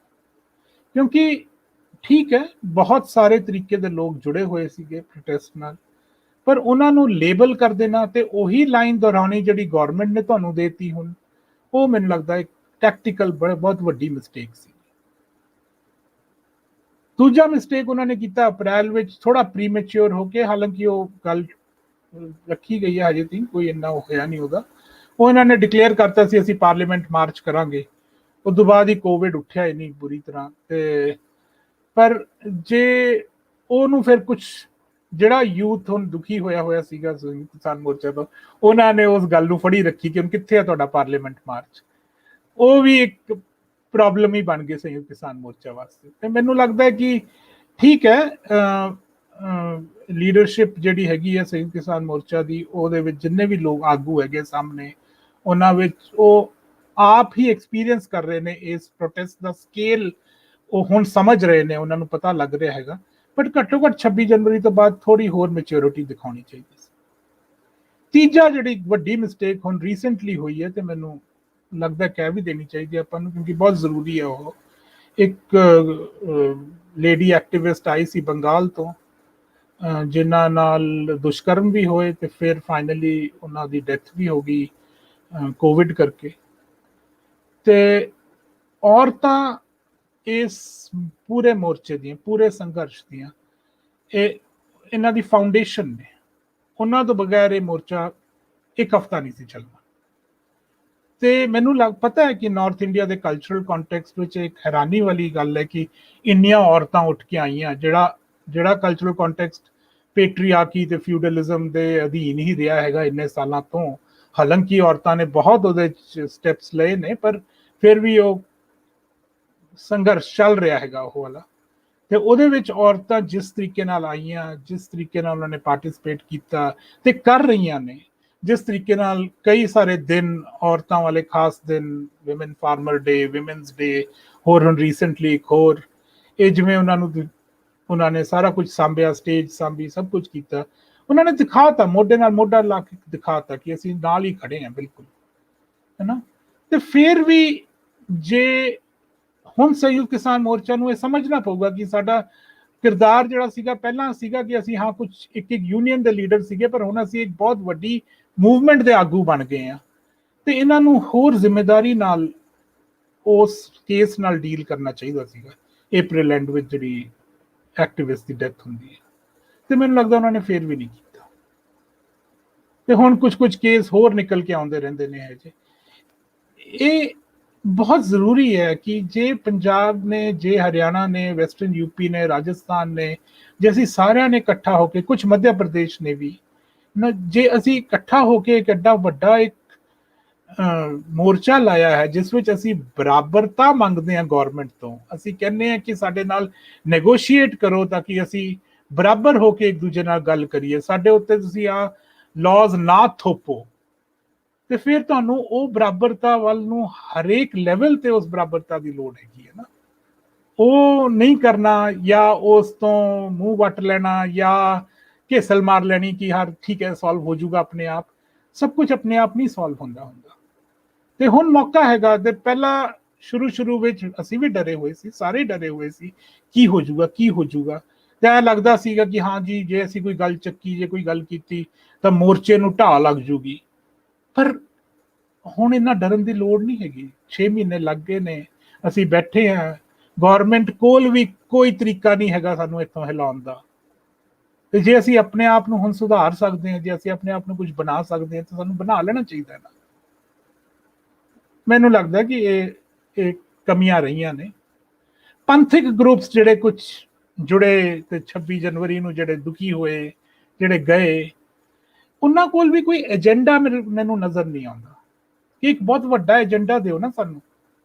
ਤੇ ਮੈਨੂੰ ਲੱਗਦਾ ਕਿ ਉਹ ਪੰਥਕ ਗਰੁੱਪਸ ਇਹ ਨਹੀਂ ਏਜੰਡਾ ਦੇ ਸਕਦੇ ਕਿ ਜੇ ਮੋਦੀ ਸਾਹਿਬ ਕਹਿੰਦੇ ਨੇ ਕਿ ਜੇ ਕਿਤੇ ਮਰਜ਼ੀ ਕਿਸਾਨ ਜਾ ਕੇ ਵੇਚ ਸਕਦਾ ਹੈ ਤਾਂ ਖੋਲੋਗਾ ਪਾਕਿਸਤਾਨ ਵਾਲਾ ਬਾਰਡਰ ਸਾਡੇ ਲਈ, ਖੋਲੋ, ਸਾਨੂੰ ਜਾਣ ਦਿਓ ਬਾਲਕਨਸ ਵਿੱਚ, ਸਾਨੂੰ ਜਾਣ ਦਿਓ ਸੈਂਟਰਲ ਏਸ਼ੀਆ ਵਿੱਚ। ਬਾਰਡਰ ਖੋਲਣਾ ਨਹੀਂ ਖੋਲਣਾ, ਕਰਤਾਰਪੁਰ ਸਾਹਿਬ ਲਾਂਘਾ ਹੀ ਖੋਲ ਦਿਓ। ਜੇ ਤੁਸੀਂ ਉਸ ਧਿਰ ਤੋਂ ਨਿਕਲ ਕੇ ਆ ਰਹੇ ਹੋ ਤਾਂ ਫਿਰ ਉਹੋ ਜਿਹੀ ਆਰਗੂਮੈਂਟ ਲੈ ਕੇ ਆਓ ਨਾ ਸਾਹਮਣੇ। ਪਰ ਉਹ ਮੈਨੂੰ ਤਾਂ ਦਿਸਦੀ ਨਹੀਂ ਆਰਗੂਮੈਂਟ ਕਿਤੇ ਉਹਨਾਂ ਦੀ। ਜੋ ਦਿਸਦਾ ਉਹੀ ਹੈ ਕਿ ਇੱਕ ਸੈਂਸ ਆਫ ਵਿਕਟਿਮਾਈਜੇਸ਼ਨ ਕਿ ਹਾਂ ਜੀ ਲੀਡਰਾਂ ਨੇ ਸਾਨੂੰ ਗਾਲਾਂ ਕੱਢਤੀਆਂ, ਸਾਨੂੰ ਇਹ ਕਹਿਤਾ, ਸਾਨੂੰ ਉਹ ਕਹਿਤਾ। ਭਾਈ ਗਲਤ ਹੋਇਆ, ਬਿਲਕੁਲ ਗਲਤ ਹੋਇਆ, ਪਰ ਇਕੱਠੇ ਰਹਿ ਕੇ ਜੁੜ ਕੇ ਹੀ ਇਹ ਮਸਲਾ ਹੱਲ ਹੋਣਾ। ਇਹ ਮੋਰਚਾ ਵੀ ਜਿੱਤਿਆ ਜਾਣਾ। ਜੇ ਐ ਤੁਸੀਂ ਥੋੜਾ ਕਰਕੇ ਆਪਣੇ ਛੋਟੇ ਗਰੁੱਪਸ ਵਿੱਚ ਕਰਦੇ ਰਹੋ ਤੇ ਫਾਇਦਾ ਨਹੀਂ ਹੁੰਦਾ ਉਹਦਾ। ਤੇ ਐਂ ਹੀ 2 ਹੀਰੋ ਪੈਦਾ ਹੋਏ ਉਸ ਵਿੱਚੋਂ, ਇੱਕ ਲੱਖਾ ਸਿਧਾਣਾ ਤੇ ਇੱਕ ਦੀਪ ਸਿੱਧੂ। ਲੱਖਾ ਸਿਧਾਣਾ ਵਿਚਾਰਾ ਹਜੇ ਵੀ ਭੱਜਦਾ ਫਿਰਦਾ ਪੁਲਿਸ ਤੋਂ, ਤੇ ਪਿੱਛੇ ਜੇ ਆਈ ਸੀ ਫੜਨ ਉਹਨੂੰ, ਉਹਦੇ ਲੋਕਾਂ ਨੇ ਰੋਕਤਾ, ਪੁਲਿਸ ਨੂੰ ਕਰਨ ਨਹੀਂ ਦਿੱਤਾ। ਦੀਪ ਸਿੱਧੂ ਹੁਣ ਆਪ ਹੀ ਇਹੋ ਜਿਹੀਆਂ ਗੱਲਾਂ ਕਰ ਰਿਹਾ ਕਿ ਨਹੀਂ ਜੀ ਸੰਯੁਕਤ ਕਿਸਾਨ ਮੋਰਚਾ ਨਾਲ ਜੁੜ ਕੇ ਚੱਲਣਾ ਚਾਹੀਦਾ ਹੈ। ਬਹੁਤ ਚੰਗੀ ਗੱਲ ਹੈ ਤੁਸੀਂ ਕਰ ਰਹੇ ਹੋ ਇਹ ਗੱਲ। ਮੈਨੂੰ ਤਾਂ ਲੱਗਦਾ ਸਾਰੇ ਇਕੱਠੇ ਹੋ ਜਾਓ। ਜਦੋਂ ਤੁਸੀਂ ਇੰਨੇ ਸਟੇਟਸ ਨੂੰ, ਇੰਨੇ ਟਾਈਪ ਦੇ ਲੋਕਾਂ ਨੂੰ ਇਕੱਠੇ ਕਰ ਲਿਆ, ਫਿਰ ਪੰਜਾਬ ਕਿਉਂ ਨਹੀਂ ਇਕੱਠਾ ਹੋ ਜਾਂਦਾ? ਜੇ 26 ਜਨਵਰੀ ਤੋਂ ਪਹਿਲਾਂ ਪੰਜਾਬ ਦਾ ਕੰਮ ਸੀਗਾ ਇਸ ਪ੍ਰੋਟੈਸਟ ਦਾ ਇੰਜਨ ਬਣਨਾ, ਤੇ ਇਸ ਵੇਲੇ ਪੰਜਾਬ ਦਾ ਜਿਹੜਾ ਕੰਮ ਹੈਗਾ, ਮੈਨੂੰ ਲੱਗਦਾ ਇਸ ਪ੍ਰੋਟੈਸਟ ਨੂੰ ਲੈ ਕੇ, ਉਹ ਇਸ ਪ੍ਰੋਟੈਸਟ ਦੀ ਗੋਂਦ ਬਣ ਕੇ ਰਹਿਣਾ, ਇਸ ਪ੍ਰੋਟੈਸਟ ਦੀ ਗਲੂ ਬਣ ਕੇ ਰਹਿਣਾ, ਤਾਂ ਕਿ ਪ੍ਰੋਟੈਸਟ ਇਕੱਠਾ ਰਵੇ, ਪ੍ਰੋਟੈਸਟ ਟੁੱਟੇ ਨਾ, ਤੇ ਅਸੀਂ ਐਂ ਹੀ ਗਵਰਨਮੈਂਟ ਦਾ ਟੱਕਰਾ ਕਰਦੇ ਰਹੀਏ। ਆਰਐਸਐਸ ਨੇ ਬਹੁਤ ਹੱਥਕੰਡੇ ਅਪਣਾਏ ਕਿ ਕਿਸੇ ਨਾ ਕਿਸੇ ਤਰੀਕੇ ਨਾਲ ਇਸ ਪ੍ਰੋਟੈਸਟ ਨੂੰ ਡੀਸਟੇਬਲਾਈਜ਼ ਕੀਤਾ ਜਾਵੇ। ਸ਼ੁਰੂ ਵਿੱਚ ਤਾਂ ਚਲੋ ਉਹੀ ਐਂਟੀ ਨੈਸ਼ਨਲ ਟੁਕੜੇ ਟੁਕੜੇ ਗੈਂਗ, ਖਾਲਿਸਤਾਨ, ਇਹ ਉਹ ਉਹਨਾਂ ਨੇ ਚੱਕਿਆ, ਪਰ ਆਰਐਸਐਸ ਨਾਲੋਂ ਕਿਤੇ ਜ਼ਿਆਦਾ ਠੰਡ ਨੇ ਕਹਿਰ ਮਚਾਇਆ ਉੱਥੇ। ਮੀਂਹ ਪੈ ਗਿਆ ਠੰਡ ਦੇ ਦਿਨਾਂ 'ਚ ਵੀ। ਹੁਣ ਗਰਮੀਆਂ ਇੰਨੀਆਂ ਅੱਤ ਦੀਆਂ ਹੋ ਗਈਆਂ। ਹੁਣ ਆਪਾਂ ਟਾਕ ਕਰਨ ਲੱਗਿਆ, ਤੁਹਾਡੇ ਵੱਲ ਭੁਚਾਲ ਆਇਆ, ਸਾਡੇ ਵੱਲ ਵੀ ਭੁਚਾਲ ਆਇਆ। ਕੱਲ ਰਾਤ ਹੀ ਸਿੰਘੂ ਬਾਰਡਰ ਦੀ ਫੋਟੋ ਇੱਕ ਆਈ ਮੇਰੇ ਕੋਲ, 1-1:30 ਵਜੇ ਮੈਂ ਪਾਈ ਹੈ ਨਾ, ਤੇ ਫੇਸਬੁੱਕ ਤੇ ਦੁੱਖ ਲੱਗਦਾ ਹੈ ਕਿੰਨੀ ਜ਼ਿਆਦਾ ਸਟਰਗਲ ਬਣੀ ਪਈ ਹੈ ਸੜਕਾਂ ਤੇ ਫਿਰ ਵੀ ਹੁਣ ਉਹ ਲੱਗੇ ਹੀ ਹੋਏ ਨੇ। ਇਹ ਰੈਜ਼ਿਲੀਅੰਸ ਜਿਹੜੀ ਹੈ ਫਾਰਮਰਸ ਦੀ, ਇਹ ਬਹੁਤ ਹੀ ਐਪਰੀਸ਼ੀਏਬਲ ਹੈਗੀ ਹੈ। ਪਰ ਅਸਲ ਵਿੱਚ ਜੋ ਹੋਇਆ ਹੈ ਕਿ ਇੱਕ ਉਮੀਦ ਸੀਗੀ ਕਿ ਆ ਇਲੈਕਸ਼ਨ ਜਿਹੜੇ 5 ਸਟੇਟਾਂ ਦੇ ਹੋ ਰਹੇ ਨੇ, ਇਸ ਦੇ ਰਿਜ਼ਲਟ ਤੋਂ ਬਾਅਦ ਕੁਝ ਮੂਵਮੈਂਟ ਹੋਊਗੀ ਪ੍ਰੋਟੈਸਟ ਵਿੱਚ, ਪਰ ਹੋਈ ਨਹੀਂ ਕੋਈ ਮੂਵਮੈਂਟ ਉੱਥੇ। ਤੇ ਇਹ ਵੀ ਸੀਗਾ ਕਿ ਹਾਂ ਗਵਰਨਮੈਂਟ ਆਰਮਡ ਐਕਸ਼ਨ ਕਰ ਸਕਦੀ ਹੈ। ਐਕਚੁਅਲੀ ਗਵਰਨਮੈਂਟ ਆਰਮਡ ਐਕਸ਼ਨ ਦਾ ਤਾਂ ਸ਼ੁਰੂ ਤੋਂ ਹੀ ਡਰ ਸੀਗਾ। ਕੋਸ਼ਿਸ਼ ਵੀ ਕੀਤੀ, 26 ਨਵੰਬਰ ਨੂੰ ਹੀ ਕੋਸ਼ਿਸ਼ ਕੀਤੀ, ਪਰ ਉਹ ਚੱਲੀ ਨਹੀਂ ਉਹਨਾਂ ਦੀ। 26 ਜਨਵਰੀ ਤੋਂ ਬਾਅਦ ਬੈਰੀਕੇਡਿੰਗ ਇੰਨੀ ਬੁਰੀ ਤਰ੍ਹਾਂ ਕਰ ਦਿੱਤੀ ਗਈ, ਪਾਣੀ ਕੱਟ ਦੇਣਾ, ਇਲੈਕਟ੍ਰਿਸਿਟੀ ਕੱਟ ਦੇਣੀ, ਇਹ ਸਭ ਕੁਛ ਕਰਨਾ ਤਾਂ ਕਿ ਅਟੈਕ ਕਰ ਸਕਣ, ਪਰ ਉਹ ਹੋਇਆ ਨਹੀਂ। ਟਲ ਗਿਆ ਮੌਕਾ, ਚੰਗੀ ਗੱਲ ਹੈ, ਟਲ ਗਿਆ ਹੈ ਨਾ। ਪਰ ਹੁਣ ਮੈਨੂੰ ਜਿਹੜਾ ਲੱਗਦਾ ਹੈ ਕਿ ਗਵਰਨਮੈਂਟ ਦੇ ਤੇ ਪ੍ਰੋਟੈਸਟਰਸ ਦੇ ਸਿੰਘ ਫਸੇ ਹੋਏ ਨੇ। ਜਿਵੇਂ ਆਪਣੇ ਪੰਜਾਬ ਦੇ ਪਿੰਡਾਂ 'ਚ ਹੁੰਦੇ ਨਾ, ਦੋ ਬਲਦ ਉਲਝ ਜਾਂਦੇ ਨੇ ਇੱਕ ਦੂਜੇ ਨਾਲ, ਉਹਨਾਂ ਦੇ ਸਿੰਘ ਫਸ ਜਾਂਦੇ ਨੇ ਤੇ ਫਿਰ ਉਹ ਖੜੇ ਰਹਿੰਦੇ ਨੇ, ਉਵੇਂ ਕਿੰਨਾ ਚਿਰ ਖੜੇ ਰਹਿੰਦੇ ਨੇ। ਉਵੇਂ ਹੀ ਪ੍ਰੋਟੈਸਟਰਸ ਤੇ ਗਵਰਨਮੈਂਟ ਦੋਵੇਂ ਐਂ ਹੀ ਫਸ ਗਏ ਨੇ। ਪ੍ਰੋਟੈਸਟਰਸ ਕੋਲ ਤਾਂ ਇੱਕ ਮੁੱਦਾ ਹੈਗਾ ਕਿ ਰਿਪੀਲ ਕਰੋ ਲਾਜ਼, ਅਸੀਂ ਘਰ ਨੂੰ ਜਾਂਦੇ ਹਾਂ। ਗਵਰਨਮੈਂਟ ਨੂੰ ਪਤਾ ਹੀ ਨਹੀਂ ਕਿ ਕੀ ਕਰਨਾ ਹੈਗਾ ਇਸ ਤੇ ਇਹ ਗੱਲ ਅੜੀ ਕਿੱਥੇ ਹੋਈ ਹੈ? ਇਹ ਅੜੀ ਸਾਰੀ ਗੱਲ ਹੋਈ ਹੈ ਅਹਿਮ ਤੇ। ਹੁਕਮਰਾਨਾਂ ਦੀ ਜਿਹੜੀ ਅਹਿਮ ਹੈ ਕਿ ਭਾਈ ਅਸੀਂ ਪਿੱਛੇ ਨਹੀਂ ਹਟਣਾ, ਅਸੀਂ ਗੱਲ ਕਹਿਤੀ ਤੇ ਉਹ ਹੋਊਗੀ, ਹੈ ਨਾ। ਜਾਂ ਇੱਕ ਗੱਲ ਛੋਟੀ ਜਿਹੀ ਕਰ ਲਈਏ ਤੇ ਫਿਰ ਦੇਖ ਲੈਂਦੇ ਕਿਵੇਂ ਕਨੈਕਟ ਕਰਦਾ ਹੈ। ਐਕਚੁਅਲੀ ਤੁਸੀਂ ਦੇਖੋ ਨਾ, ਆ ਕਰੋਨਾ ਦੇ ਸੈਕੰਡ ਵੇਵ ਜਦੋਂ ਆਈ ਹੈ, ਦੇਖੋ ਪਹਿਲਾਂ ਵੀ ਡੀਮੋਨੇਟਾਈਜੇਸ਼ਨ ਹੋਇਆ, ਕਸ਼ਮੀਰ ਨਾਲ ਜੋ ਹੋਇਆ, GST ਲਾਜ਼ ਹੋਏ, ਸਿਟੀਜ਼ਨਸ਼ਿਪ ਬਿੱਲ ਹੋਈ, ਗਵਰਨਮੈਂਟ ਕੋਲੋਂ ਮੈਨੇਜ ਨਹੀਂ ਹੋ ਰਿਹਾ ਕੰਟਰੀ, ਉਹ ਨਹੀਂ ਕਰ ਸਕਦੇ। ਪਰ ਆ ਪੈਂਡੇਮਿਕ ਸੈਕੰਡ ਵੇਵ ਵਿੱਚ ਜੋ ਉੱਠ ਕੇ ਆਇਆ ਗਵਰਨਮੈਂਟ ਬਾਰੇ, ਜਾਂ ਗਵਰਨਮੈਂਟ ਦੇ ਜਿਹੜੀ ਸਲੈਕਨੈਸ ਹੋ ਗਈ ਗਵਰਨਮੈਂਟ ਤੋਂ, ਜਿਹੜਾ ਨਹੀਂ ਉਹਨਾਂ ਤੋਂ ਧਿਆਨ ਦਿੱਤਾ ਗਿਆ, ਤੇ ਜਿਹੜਾ ਐਕਚੁਅਲੀ ਉਹਨਾਂ ਨੇ ਵਧਾਈ ਹੈ, ਕੁੰਭ ਮੇਲਾ ਹੋ ਗਿਆ, ਭਾਵੇਂ ਆ ਇਲੈਕਸ਼ਨ ਕੈਂਪੇਨਸ ਦੀਆਂ ਵੱਡੀਆਂ ਰੈਲੀਜ਼ ਕਰਨੀਆਂ, ਭਾਵੇਂ ਆਕਸੀਜਨ ਦੀ, ਬੈਡਸ ਦੀ, ਵੈਂਟੀਲੇਟਰਸ ਦੀ ਘਾਟ ਹੋਵੇ, ਭਾਵੇਂ ਵੈਕਸੀਨੇਸ਼ਨ ਵਾਸਤੇ ਕੋਈ ਪਲਾਨ ਨਾ ਹੋਵੇ।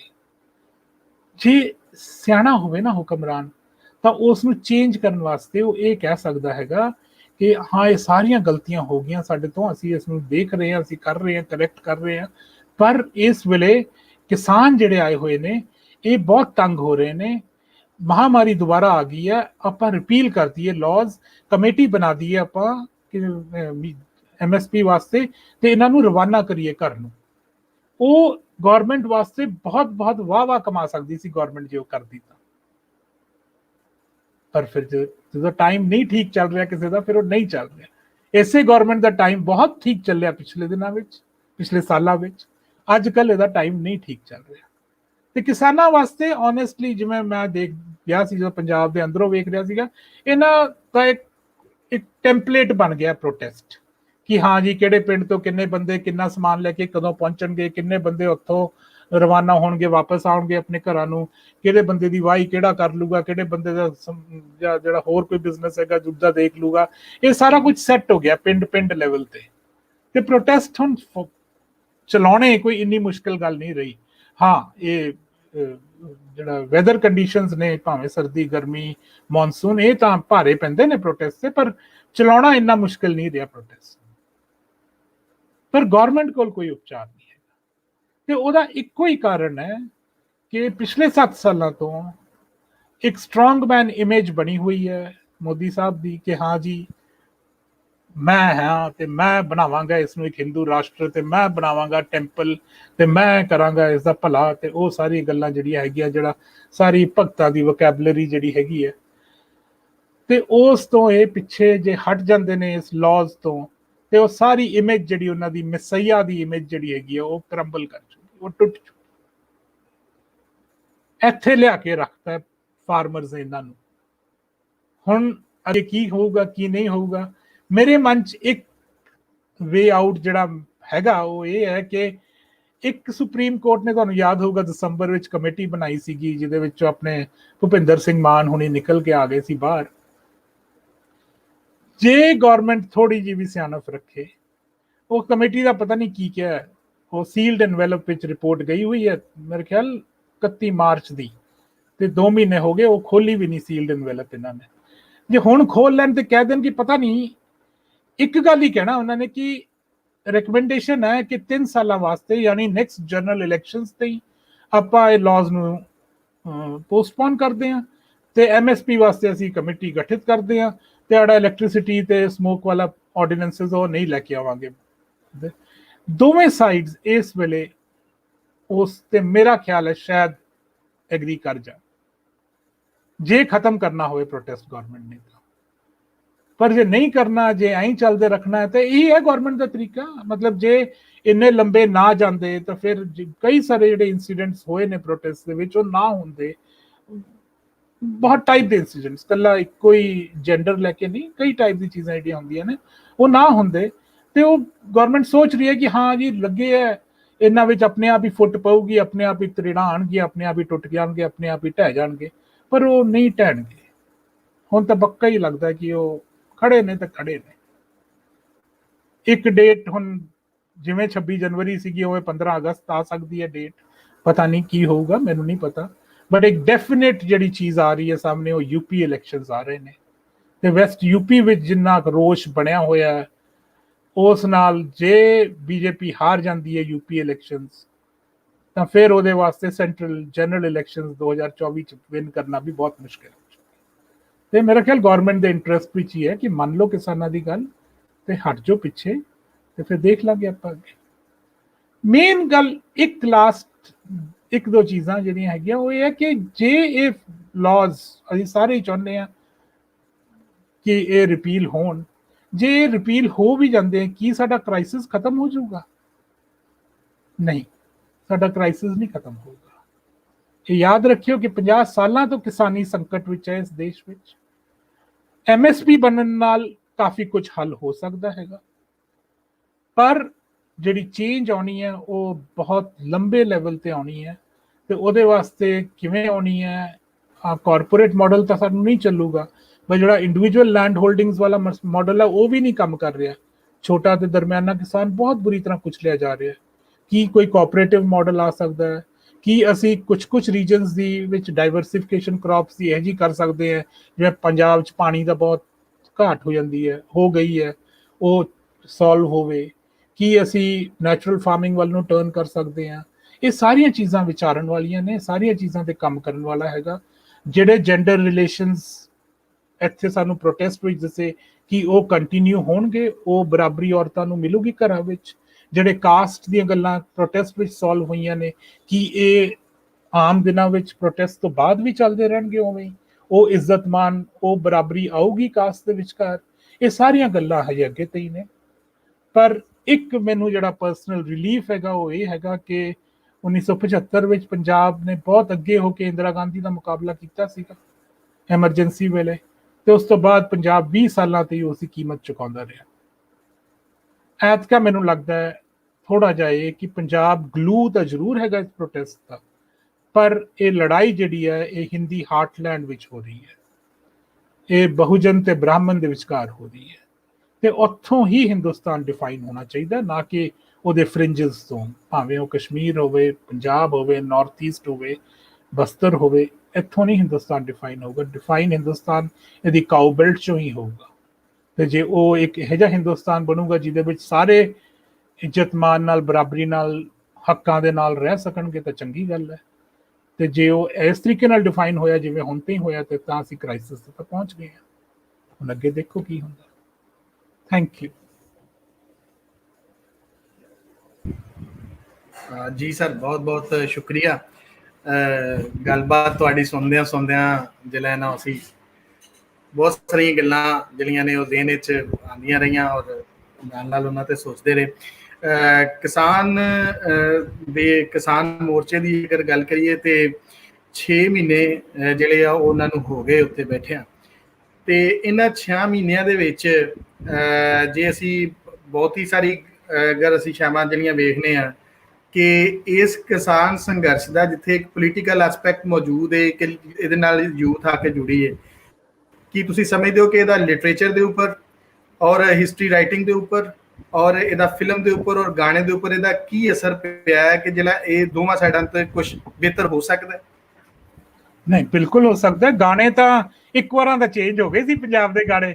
ਹੁਣ ਮੈਨੂੰ ਮੈਸੇजेस ਆਉਂਦੇ ਰਹਿੰਦੇ ਨੇ ਪ੍ਰੋਟੈਸਟ ਕੀ ਦੁਬਾਰਾ ਉਹੀ ਸਿੱਧੂ ਮੂਸੇਵਾਲਾ ਚੜ ਰਿਹਾ ਤਾਂ ਨੂੰ, ਪਰ ਇੱਕ ਵਾਰਾ ਤਾਂ ਅਸੀਂ, ਮੇਰਾ ਖਿਆਲ ਹੈ ਪਹਿਲਾਂ ਵੀ ਆ ਕੇ ਬੋਲ ਕੇ ਗਏ ਨੇ ਤੁਹਾਡੇ ਉੱਤੇ, ਪਰ ਮੇਰਾ ਖਿਆਲ ਅਸੀਂ 1500 ਗਾਣੇ ਕਰੀਬ 4 ਮਹੀਨਿਆਂ 'ਚ ਬਣਾਏ ਸੀਗੇ, ਤੇ ਸਾਰੇ ਹੀ ਉਸ ਲੀਕ ਤੋਂ ਹਟ ਕੇ ਉਹ ਜਿਹੜੀ ਪੈਟਰੀਆਰਕੀ ਦੀ ਲਾਈਨ ਹੈਗੀ ਸੀਗੀ ਤੇ ਹਾਏ ਜੀ ਬੰਦਾ ਪਰੇਸ਼ਾਨ ਹੈ, ਔਰਤ ਨੇ ਧੋਖਾ ਦੇਤਾ, ਉਸ ਲਾਈਨ ਤੋਂ ਹਟ ਕੇ ਅਸੀਂ ਇੱਕ ਨਵੇਂ ਗਾਣੇ ਬਣਾਏ ਸੀਗੇ, ਪ੍ਰੋਟੈਸਟ ਮਿਊਜ਼ਿਕ ਬਣਾਇਆ, ਸਪੈਸ਼ਲੀ ਪ੍ਰੋਟੈਸਟ ਮਿਊਜ਼ਿਕ, ਹੈ ਨਾ। ਤੇ ਗਾਣਿਆਂ ਤੇ ਤਾਂ ਅਸਰ ਪਿਆ। ਫਿਲਮਾਂ ਤੇ ਮੇਰਾ ਪਿਛਲੀ ਵਾਰੀ ਇੱਕ ਟਾਕ ਦਿੱਤੀ ਸੀ, ਮੇਰੇ ਫਿਲਮ ਮੇਕਰ ਨੇ ਮੈਸੇਜ ਸਾਡਾ ਨਾਂ ਕਿਉਂ ਨਹੀਂ ਲਿਆ, ਤੇ ਮੈਂ ਬਿਲਕੁਲ ਲੈਣਾ ਚਾਹੂੰਗਾ। ਮੇਰਾ ਖਿਆਲ ਹੈ ਘੱਟੋ ਘੱਟ ਜੇ 15-20 ਫਿਲਮਾਂ ਤਾਂ ਬਣ ਹੀ ਰਹੀਆਂ ਹੋਣੀਆਂ ਇਸ ਵੇਲੇ, ਹੈ ਨਾ, ਤੇ ਸ਼ਾਇਦ ਜ਼ਿਆਦਾ ਬਣ ਰਹੀਆਂ ਹੋਣ, ਤੇ ਉਹ ਬਹੁਤ ਜ਼ਰੂਰੀ ਹੈ। ਦੇਖੋ ਲਿਟਰੇਚਰ, ਹੁਣ ਮੈਂ ਤਾਂ ਲੇਖਕ ਹੀ ਹਾਂ, ਪਤਾ ਹੀ ਹੈ ਤੁਹਾਨੂੰ, ਤੇ ਮੈਂ ਤਾਂ ਇੱਕ ਸ਼ਾਇਦ ਕੋਈ ਪੁਰਾਤਨ ਜੀ ਚੀਜ਼ ਫੜੀ ਹੋਈ ਹੈ ਆਪਣੇ ਹੱਥ ਵਿੱਚ ਕਿ ਹਾਂ ਜੀ ਲਿਖ ਕੇ ਦੱਸਣਾ ਲੋਕਾਂ ਨੂੰ, ਪਰ ਫਿਲਮ ਅੱਜ ਕੱਲ੍ਹ ਦਾ ਮੀਡੀਅਮ ਹੈ, ਡਿਜੀਟਲ ਅੱਜ ਕੱਲ੍ਹ ਦਾ ਮੀਡੀਅਮ ਹੈ, ਤੇ ਇਸ ਤੇ ਬਹੁਤ ਕੰਮ ਹੋ ਰਿਹਾ। ਇੱਕ ਜਿਹੜੀ ਬਹੁਤ ਚੰਗੀ ਗੱਲ ਜਿਹੜੀ ਕਰਨੀ ਚਾਹੀਦੀ ਸੀ ਪਹਿਲਾਂ ਹੀ, ਪਰ ਉਹ ਇੰਪਲਾਈਡ ਹੈਗੀ ਹੈ ਮੇਰੇ ਨਾਲ ਤੁਹਾਡੀ ਗੱਲ ਕਰਨ ਵਿੱਚ, ਉਹ ਇਹ ਹੈ ਕਿ ਜਿਹੜੇ ਪੰਜਾਬ 'ਚ 80s 'ਚ ਮੈਂ ਵੱਡਾ ਹੋਇਆ ਸੀਗਾ, ਉਸ ਵਿੱਚ ਮੈਨੂੰ ਬਿਲਕੁਲ ਲੱਗਿਆ ਸੀਗਾ ਕਿ ਸਾਡੇ ਕੋਲ ਸਾਡਾ ਬਿਰਤਾਂਤ ਨਹੀਂ ਹੈਗਾ। ਮੈਨੂੰ ਨਹੀਂ ਸੀ ਪਤਾ ਕਿ ਉਦੋਂ ਮੈਂ ਛੋਟਾ ਸੀਗਾ, ਤੇ ਉਹੀ ਲੱਭਦੇ ਆ ਕਿ ਸਾਡੀ ਕੀ ਕਹਾਣੀ ਸੀਗੀ, ਸਾਡੇ ਕਿਉਂ ਅਸੀਂ ਇਹ ਜੀ ਉਲਝਣ 'ਚ ਪੈ ਗਏ ਸੀਗੇ, ਕਿਉਂ ਇੰਨਾ ਖੂਨ ਖਰਾਬਾ ਹੋਇਆ, ਕਿਉਂ ਦਹਿਸ਼ਤਗਰਦੀ ਹੋਈ, ਤੇ ਉਹਦੇ ਬਿਰਤਾਂਤ ਜਿੰਨੇ ਸਾਡੇ ਟਾਈਮ ਦੇ ਸੀਗੇ 80s ਦੇ ਘੱਟੋ ਘੱਟ, ਉਹ ਸਾਰੇ ਦਿੱਲੀ ਦੇ ਉੱਤੋਂ ਮੀਡੀਏਟ ਹੋ ਕੇ ਆ ਰਹੇ ਸੀਗੇ। ਦਿੱਲੀ ਮੀਡੀਆ ਜਿਵੇਂ ਦਿਖਾਣਾ ਚਾਹੁੰਦਾ ਸੀ ਪੰਜਾਬ ਨੂੰ ਉਵੇਂ ਦਿਖਾ ਰਿਹਾ ਸੀ। ਪਰ ਬਹੁਤ ਵੱਡੀ ਗੱਲ ਇਸ ਮੋਰਚੇ ਦੀ ਇਹ ਹੈਗੀ ਹੈ ਕਿ ਪਹਿਲੇ ਦਿਨ ਤੋਂ ਹੀ ਅਸੀਂ ਆਪਣਾ ਬਿਰਤਾਂਤ ਆਪਣੇ ਹੱਥ ਵਿੱਚ ਰੱਖਿਆ। ਐਕਚੁਅਲੀ ਇੱਕ ਲੜਾਈ ਜ਼ਰੂਰ ਜ਼ਮੀਨ ਤੇ ਲੜੀ ਜਾ ਰਹੀ ਹੈ, ਪਰ ਇੱਕ ਲੜਾਈ ਇਸ ਬਿਰਤਾਂਤ ਵਿੱਚ ਵੀ ਲੜੀ ਜਾ ਰਹੀ ਹੈ, ਤੇ ਅੱਜ 23 ਬਿਰਤਾਂਤ ਨੂੰ 26 ਜਨਵਰੀ ਤੋਂ ਬਾਅਦ 2 ਹਫ਼ਤੇ ਵਾਸਤੇ ਜ਼ਰੂਰ ਥੋੜਾ ਮੱਠਾ ਪੈ ਗਿਆ ਸੀਗਾ, ਪਰ ਉਸ ਤੋਂ ਬਾਅਦ ਪਹਿਲੇ ਦਿਨ ਤੋਂ ਲੈ ਕੇ ਅੱਜ ਤੱਕ ਅਸੀਂ ਡਾਊਨ ਨਹੀਂ ਹੋਣ ਦਿੱਤਾ, ਤੇ ਇਹ ਵੀ ਇੱਕ ਦੇਣ ਹੈ। ਤੇ ਉਹ ਦੇਖੋ ਨਵੇਂ ਫਾਰਮ ਆਫ ਲਿਟਰੇਚਰ ਹੋ ਰਹੇ ਨੇ, ਇੰਸਟਾਗ੍ਰਾਮ ਤੇ ਜਿਵੇਂ ਯੂਥ ਹੁੰਦਾ ਇਹਨਾਂ ਚੀਜ਼ਾਂ, ਜਾਂ ਜਿਵੇਂ ਕਿਸਾਨ ਮੋਰਚੇ ਦੇ ਕਈ ਸਾਰੀਆਂ ਵੈਬਸਾਈਟ ਹੈਂਡਲਸ ਹੈਗੇ ਨੇ ਫੇਸਬੁੱਕ ਤੇ, ਉਹ ਜਿਵੇਂ ਹੈਂਡਲ ਕਰਦੇ ਨੇ, ਜਿਵੇਂ ਨਿਊਜ਼ ਪੇਸ਼ ਕਰਦੇ ਨੇ, ਕਿੰਨੇ ਸਾਰੇ ਇੰਟਰਨੈਟ ਬੇਸਡ ਟੈਲੀਵਿਜ਼ਨ ਚਾਲੂ ਹੋ ਗਏ ਨੇ, ਉਹ ਕਿਵੇਂ ਦੱਸਦੇ ਨੇ ਆਪਣੀਆਂ ਕਹਾਣੀਆਂ, ਜੋ ਕੁਝ ਹੋ ਰਿਹਾ ਡੇਲੀ ਦਾ। ਮੈਂ ਦੂਰ ਬੈਠਾ ਪਰ ਮੈਨੂੰ ਡੇਲੀ ਇੱਕ ਠੀਕ ਜਾਂ ਇੱਕ ਪਿਕਚਰ ਮਿਲ ਜਾਂਦੀ ਹੈ ਕਿ ਅੱਜ ਕੀ ਹੋਇਆ ਇੱਥੇ, ਹੈ ਨਾ। ਤੇ ਮੇਰਾ ਖਿਆਲ ਹੈ ਉਹ ਬਿਰਤਾਂਤ ਸਿਰਜਣਾ, ਲਾਈਵ ਹਿਸਟਰੀ ਰਿਪੋਰਟ ਕਰਨੀ, ਆਈ ਥਿੰਕ ਸ਼ਾਬਾਸ਼ ਹੈ, ਸਾਰਿਆਂ ਨੂੰ ਸ਼ਾਬਾਸ਼ ਹੈ ਜਿਵੇਂ ਉਹਨਾਂ ਨੇ ਕੀਤਾ ਹੈ। ਗੋਦੀ ਮੀਡੀਆ ਨੇ ਸਾਨੂੰ ਚੜ੍ਹਤਾ ਸਾਡੇ, ਹੈ ਨਾ। ਹਾਂਜੀ, ਸਾਡੇ ਪ੍ਰੋਗਰਾਮ 'ਚ ਕੁਝ ਚਿਰ ਪਹਿਲੇ ਕਿਸਾਨ ਅੰਦੋਲਨ ਦੇ ਹਵਾਲੇ ਨਾਲ ਗੱਲ ਕਰਨ ਵਾਸਤੇ ਦੇਸਰਾਜ ਕਾਲੀ ਹੋਰੀ ਆਏ ਸਨ, ਤੇ ਉਹਨਾਂ ਨੇ ਇੱਕ ਗੱਲ ਕੀਤੀ ਸੀ ਜਿਹੜੀ ਮੈਨੂੰ ਬੜੀ ਯਾਦ ਹੈ, ਔਰ ਉਹਨਾਂ ਦੀ ਉਹ ਲਾਈਨ ਮੈਨੂੰ ਕਦੀ ਨਹੀਂ ਭੁੱਲੀ, ਮੈਂ ਬਹੁਤ ਜਗ੍ਹਾ ਕੋਟ ਕਰ ਚੁੱਕਿਆ। ਉਹਨਾਂ ਨੇ ਕਿਹਾ ਸੀ ਕਿ ਕਿਸਾਨ ਅੰਦੋਲਨ ਜਿੱਤੀਏ ਜਾਂ ਹਰੀਏ ਇੱਕ ਲਹਿਦਾ ਗੱਲ ਹੈ, ਪਰ ਜਿਹੜੀਆਂ ਟਰਾਲੀਆਂ ਇੱਥੋਂ ਦਿੱਲੀ ਦੇ ਬਾਰਡਰ ਤੇ ਗਈਆਂ ਨੇ ਉਹ ਖਾਲੀ ਨਹੀਂ ਆਉਣਗੀਆਂ, ਬਲਕਿ ਉਹ ਉਸ ਚਾਨਣ ਨਾਲ ਭਰੀਆਂ ਆਉਣਗੀਆਂ ਜਿਹਦੇ ਨਾਲ ਲੋਕੀ ਮੁੜ ਕੇ ਇਸ ਗੱਲ ਨੂੰ ਸਮਝਣ ਨੂੰ ਦੁਬਾਰਾ ਟੁਰਨਗੇ ਕਿ ਜਿਹਨੂੰ ਕਿ ਪੰਜਾਬ ਦੀ ਯੂਥ ਜਿਹੜੀ ਨਸ਼ਿਆਂ 'ਚ ਲੱਗ ਗਈ, ਜਾਂ ਜਿਹੜੀ ਉਹ ਮੁਖਤਲਿਫ ਤਰੀਕੇ ਨਾਲ ਚੀਜ਼ਾਂ ਨੂੰ ਵੇਖਣ ਦੀ ਕੋਸ਼ਿਸ਼ ਕਰਨਗੇ। ਇੱਥੇ ਸਰ ਮੈਂ ਇੱਕ ਕੁਐਸਚਨ ਇਹ ਵੀ ਕਰਾਂਗਾ ਸਾਡੇ ਨਾਲ ਬਹੁਤ ਸਾਰੇ ਸਾਡੇ ਸਟੂਡੈਂਟ ਵੀ ਹੁੰਦੇ ਨੇ ਜਿਹੜੇ ਸੁਣਦੇ, ਔਰ ਬਹੁਤ ਸੀਨੀਅਰ ਦੋਸਤ ਵੀ, ਕਿ ਅਸੀਂ ਇੱਕ ਚੀਜ਼ ਜਿਹੜੀ ਵੇਖਦੇ ਹਾਂ ਕਿ ਪੰਜਾਬ ਦੇ ਲਿਟਰੇਚਰ ਦੇ ਨਾਲ ਹੋਈ, ਖਾਸ ਕਰ ਸਾਡੇ ਬੰਨੇ ਹੋਈ, ਕਿ ਸਾਡਾ ਜਿਹੜਾ ਪੰਜਾਬੀ ਦਾ ਲਿਟਰੇਚਰ ਹੈ ਉਹ ਸਕੂਲੋਂ, ਕਾਲਜੋਂ, ਯੂਨੀਵਰਸਿਟੀਆਂ ਕੱਢ ਬਾਹਰ ਮਾਰਿਆ ਨਾ, ਤੇ ਬਾਲ ਜਿਹੜੇ ਨੇ ਉਹ ਜਿਹੜੀਆਂ ਨਜ਼ਮਾਂ ਗਜ਼ਲਾਂ ਪੜ੍ਹਦੇ ਨੇ ਉਹਨਾਂ ਦਾ ਸਾਡੇ ਸਮਾਜ ਨਾਲ ਕੋਈ ਲੈਣਾ ਦੇਣਾ ਨਹੀਂ ਹੈ। ਉਹ ਬਾਤ ਉਹ ਮਾਸਟਰ ਅੱਗੇ ਪਰੇਸ਼ਾਨ ਹੁੰਦਾ ਕਿ ਹੁਣ ਮੈਂ ਮਹਿਬੂਬ ਇਹਨਾਂ ਨੂੰ ਕੀ ਦੱਸਾਂ, ਤੇ ਉਹ ਕਦੀ ਕੁਛ ਦੱਸ ਰਿਹਾ ਹੁੰਦਾ, ਕਦੀ ਕੁਛ। ਸੋ ਬੁੱਲਾ, ਵਾਰਿਸ ਸ਼ਾਹ ਔਰ ਸ਼ਾਹ ਹੁਸੈਨ ਪੜ੍ਹਾਉਣਾ ਮੁਸ਼ਕਿਲ ਇਹਨਾਂ ਨੂੰ ਮੁਸ਼ਕਿਲ ਲੱਗਦਾ ਸੀ ਸ਼ਾਇਦ, ਤੇ ਉਦੋਂ ਇਹ ਕਿਹਾ ਜਾਂਦਾ ਸੀ ਕਿ ਸ਼ਾਇਦ ਇਹਨਾਂ ਲੋਕਾਂ ਦੀ ਇਹ ਲੋੜ ਨਹੀਂ ਹੈ, ਜਿੰਨੀ ਰੈਜ਼ਿਸਟੈਂਸ ਔਰ ਜਿੰਨੀ ਸੱਚਾਈ ਔਰ ਲੋਕਾਂ ਦੇ ਨਾਲ ਜੁੜੀ ਗੱਲ ਸਾਡਾ ਪੁਰਾਣਾ ਲਿਟਰੇਚਰ ਕਰਦਾ ਸੀ, ਉਹ ਬ੍ਰਿਟਿਸ਼ ਪੀਰੀਅਡ ਤੋਂ ਹੀ ਉਹਨਾਂ ਨੇ ਕੱਢ ਦਿੱਤਾ। ਔਰ ਉਸ ਤੋਂ ਬਾਅਦ ਵੀ ਫਿਰ ਲਗਾਤਾਰ ਇਹ ਚੱਲਦਾ ਰਿਹਾ। ਤੇ ਮੈਂ ਸਮਝਦਾ ਵਾਂ, ਮੈਂ ਤੁਹਾਡੇ ਸਾਹਮਣੇ ਸਵਾਲ ਵੀ ਰੱਖ ਰਿਹਾ ਕਿਉਂਕਿ ਤੁਸੀਂ ਮੇਰੇ ਕੋਲ ਲਿਟਰੇਚਰ ਦੇ ਔਰ ਹਿਸਟਰੀ ਦੇ ਬੰਦੇ ਹੋ, ਕਿ ਅੱਜ ਜਦੋਂ ਅਸੀਂ ਇਸ ਜਗ੍ਹਾ ਤੇ ਖਲੋਤੇ ਹਾਂ ਔਰ ਉਸ ਪੁਰਾਣੇ ਨਸਟੈਲਜੀਏ ਨੂੰ ਜਦੋਂ ਵੇਖਦੇ ਹਾਂ ਕਿ ਐਦਾਂ ਹੁੰਦਾ ਸੀ, ਲੋਕ ਐਦਾਂ ਦੀਆਂ ਗੱਲਾਂ ਕਰਦੇ ਸਨ, ਐਦਾਂ ਸ਼ਾਇਰ ਸਨ, ਐਦਾਂ ਸ਼ਾਇਰੀ ਸੀ, ਤਾਂ ਬੜਾ ਖਾਬ ਲੱਗਦਾ ਸੀ। ਤੇ ਅੱਜ ਇਸ ਮੋਰਚੇ ਨਾਲ ਜਿੱਦਾਂ ਮੈਨੂੰ ਲੱਗਦਾ ਕਿ ਇੱਕ ਬ੍ਰਿਜ ਬਣ ਗਿਆ, ਇੱਕ ਪੁਲ ਬਣ ਗਿਆ, ਇੱਕ ਜਿੱਦਾਂ ਜੁੜਤ ਬਣੀ ਕਿ ਨਹੀਂ, ਉਹ ਰੈਜ਼ਿਸਟੈਂਸ ਕਿਤੇ ਨਾ ਕਿਤੇ ਅਜੇ ਵੀ ਸੋਸਾਇਟੀ ਦੇ ਵਿੱਚ ਮੌਜੂਦ ਹੈ। ਲਿਖਣ ਵਾਲੇ ਵੀ ਮੌਜੂਦ ਨੇ, ਗਾਣ ਵਾਲੇ ਵੀ ਮੌਜੂਦ ਨੇ, ਔਰ ਉਸ ਤਰ੍ਹਾਂ ਦੀ ਹਿਸਟਰੀ ਲਿਖਣ ਵਾਲੇ ਵੀ ਮੌਜੂਦ ਨੇ। ਤੁਸੀਂ ਕੀ ਕਹਿੰਦੇ? ਬਿਲਕੁਲ ਸਹੀ ਗੱਲ ਹੈ। ਨਹੀਂ, ਬਿਲਕੁਲ ਸਹੀ ਗੱਲ ਹੈ, ਕਿਉਂਕਿ ਮੈਂ ਜਦੋਂ ਇੱਕ ਟੁੱਟੇ ਭੱਜੇ ਪੰਜਾਬ ਵਿੱਚ ਗਿਆ, ਕਿਤਾਬ ਦੇ ਐਂਡ ਤੇ ਹੀ ਮੈਨੂੰ ਇਹੀ ਲੱਗਿਆ ਕਿ ਪੰਜਾਬ ਵਿੱਚ ਜਿਹੜੇ ਰੈਜ਼ਿਸਟੈਂਸ ਦੇ ਥੰਬ ਨੇ ਖੜੇ ਨੇ, ਹੈ ਨਾ। ਉਹ ਬੂਹੇ ਬਾਰੀਆਂ ਵਾਲੀ ਗੱਲ ਤੋਂ ਸ਼ੁਰੂ ਹੋਈ ਸੀਗੀ ਇੱਕ ਕਨਵਰਸੇਸ਼ਨ ਕਿਤਾਬ ਵਿੱਚ, ਪਰ ਜਿਹਦੇ ਨਾਲ ਮੈਂ ਕਰ ਰਿਹਾ ਸੀ ਉਹਨੇ ਕਿਹਾ ਸੀ ਕਿ ਥੰਬ ਵੀ ਦੇਖਿਓ, ਦੀਵਾਰਾਂ ਵੀ ਦੇਖਿਓ, ਤੇ ਜੋ ਥੰਬ ਤੇ ਦੀਵਾਰ ਦੇਖੇ ਤਾਂ ਮੈਨੂੰ ਲੱਗਿਆ ਕਿ ਪੰਜਾਬ ਖੜਾ ਹੈ ਬਰਕਰਾਰ। ਹਾਲਾਂਕਿ ਇਹਦੀ ਛੱਤ ਉੱਡ ਗਈ ਹੈ ਸ਼ਾਇਦ ਇਸ ਦੇ ਉੱਤੋਂ, ਪਰ ਇਹ ਖੜਾ ਵੈਸੇ ਬਿਲਕੁਲ। ਤੇ ਐਤਕਾਂ ਜਿੰਨੇ ਟੈਂਟ ਲਾਏ ਆਪਾਂ ਛਾਤੀ ਲਾ ਲਏ ਆਪਣੇ, ਮਤਲਬ ਤਾਈਓ ਟੌਪਿਕ ਦਾ ਨਾਮ ਹੀ ਤਾਈਓ ਰੱਖਿਆ ਨਾ, fault lines to fort lines, ਅਸੀਂ ਕਿਲੇ ਗੱਡ ਬਣਾ ਲਏ ਆਪਣੇ, ਹੈ ਨਾ। ਤੇ ਇਹ ਪਤਾ ਨਹੀਂ ਹਿਸਟਰੀ ਵਿੱਚ ਅੱਜ ਤੋਂ 100 ਸਾਲ ਬਾਅਦ ਕਿਵੇਂ ਬਿਆਨ ਹੋਊਗਾ, ਪਰ ਮੈਨੂੰ ਲੱਗਦਾ ਹੈ ਕਿ ਇੰਨਾ ਕੁ ਮਟੀਰੀਅਲ ਜ਼ਰੂਰ ਤਿਆਰ ਕਰਤਾ ਤੇ ਤਿਆਰ ਹੋ ਰਿਹਾ ਹੈ, ਹੋਰ ਬਹੁਤ ਕੁਝ ਆਊਗਾ ਅੱਗੇ। ਮਤਲਬ ਬਹੁਤ ਸਾਰੇ ਲੋਕ ਦੇਖ ਰਹੇ ਨੇ ਤੇ ਇਹ ਪਛਾਣਨ ਦੀ ਕੋਸ਼ਿਸ਼ ਕਰ ਰਹੇ ਨੇ ਕਿ ਹੁਣ ਅਸੀਂ ਕਿਵੇਂ ਬਿਰਤਾਂਤ ਨੂੰ ਹੋਰ ਅੱਗੇ ਵਧਾਈਏ, ਤੇ ਬਹੁਤ ਮਟੀਰੀਅਲ ਤਿਆਰ ਹੋ ਗਿਆ। ਮੈਂ ਸ਼ੁਰੂ ਵਿੱਚ ਇੱਕ ਟਾਕ ਤੇ ਆਇਆ ਸੀਗਾ ਸਟੈਨਫੋਰਡ ਨਾਲ, ਤੇ ਉਹਦੇ ਚ ਇੱਕ ਹੋਰ ਐਕੈਡਮਿਕ ਤੇ ਇੰਟੈਲੈਕਚੁਅਲ ਨੇ, ਉਹ ਕਹਿੰਦੇ ਕਿ ਇਸ ਤੇ ਤਾਂ ਬਹੁਤ ਰਿਸਰਚ ਹੋਊਗੀ ਇਸ ਪ੍ਰੋਟੈਸਟ ਤੇ। ਮੈਨੂੰ ਲੱਗਿਆ, ਮੇਰੇ ਟੀਚਰ ਨੇ ਐਕਚੁਅਲੀ, ਮੈਨੂੰ ਲੱਗਿਆ ਜੋੜਕਾ ਸਾਹਿਬ ਨੂੰ ਕਿਵੇਂ ਲੱਗ ਗਿਆ ਕਿ ਇਹ ਹੁਣੇ ਹੀ ਕਹਿ ਰਹੇ ਨੇ ਇਹ ਗੱਲ, ਬਟ ਬਿਲਕੁਲ ਸਹੀ ਚੱਲ ਰਹੀ ਹੈ ਕਿ ਇਸ ਵੇਲੇ ਬਹੁਤ ਜ਼ਿਆਦਾ ਰਿਸਰਚ ਹੋਊਗੀ, ਬਹੁਤ ਜ਼ਿਆਦਾ ਪੇਪਰਸ ਆਉਣਗੇ, ਬਹੁਤ ਜ਼ਿਆਦਾ ਕਿਤਾਬਾਂ ਆਉਣਗੀਆਂ, ਕਵਿਤਾਵਾਂ ਤਾਂ ਆ ਹੀ ਰਹੀਆਂ ਨੇ।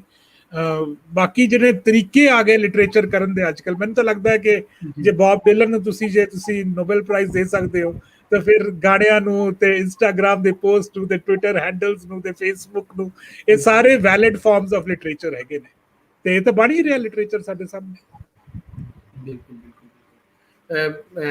ਦੂਜੀ, ਮੈਂ ਜਿਹੜੀ ਤੁਹਾਡੇ ਨਾਲ ਗੱਲ ਕਰ ਰਿਹਾ ਸੀ ਤੁਹਾਡੀ ਕਿਤਾਬ ਦੇ ਹਵਾਲੇ ਨਾਲ, ਮੇਰੀ ਜਿਹੜੀ ਨਜ਼ਰ 'ਚ ਜਿਹੜਾ ਤੁਸੀਂ ਕੰਟੈਂਟ ਪੇਜ ਜਿਹੜਾ ਟੇਬਲ ਬਣਿਆ, ਉਹਦੇ 'ਚ ਤੁਸੀਂ ਪੰਜਾਬੀ ਔਰ ਮੋੜ ਫਿਰ ਉਹਨੂੰ ਅੰਗਰੇਜ਼ੀ 'ਚ ਕਰਕੇ ਸੱਟ, ਲੈਂਡ, ਜੱਟ, ਕਾਸਟ, ਇਹ ਸਾਰੇ ਇਹ ਕੀ, ਇਹਦੇ 'ਚ ਕੀ ਰਮਜ਼ ਹੈ? ਅੱਛਾ, ਇਹਦੇ 'ਚ ਹੋਇਆ ਹੈ ਕਿ ਦੇਖੋ ਜੀ, ਮੈਂ ਜ਼ਿਆਦਾਤਰ ਤਾਂ ਅੰਗਰੇਜ਼ੀ ਵਾਲਾ ਬੰਦਾ ਹੈਗਾ, ਹੈ ਨਾ। ਮੈਂ ਐਕਚੁਅਲੀ 4 ਭਾਸ਼ਾਵਾਂ ਦੇ ਵਿਚਕਾਰ ਵੱਡਾ ਹੋਇਆ।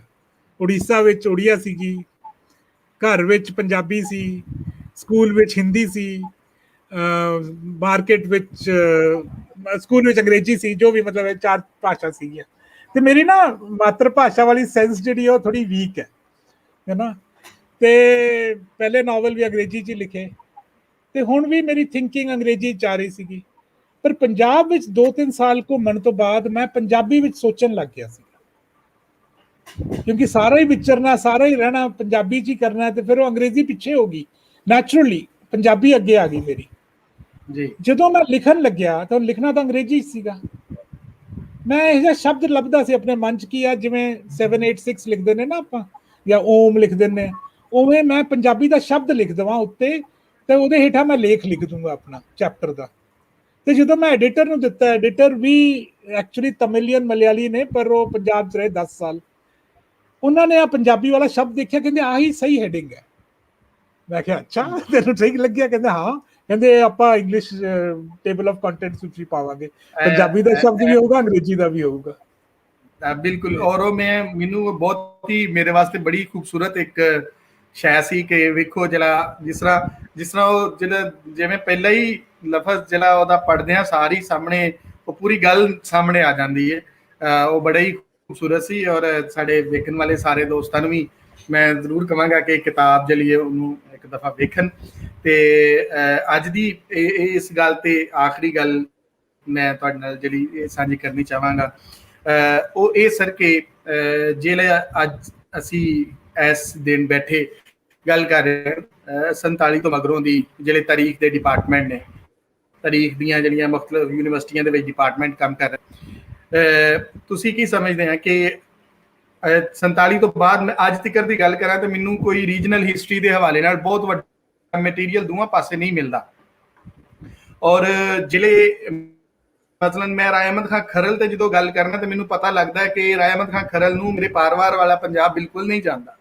ਇਸੇ ਤਰ੍ਹਾਂ ਹੀ ਜਦੋਂ ਮੈਂ ਊਧਮ ਸਿੰਘ ਦੀ ਗੱਲ ਕਰਨਾ ਤੇ ਮੀਰੇਵਾਲ ਦੇ ਪੰਜਾਬ ਦੇ ਵਿੱਚ ਲੋਕੀ ਉਹਨੂੰ ਨਹੀਂ ਜਾਣਦੇ।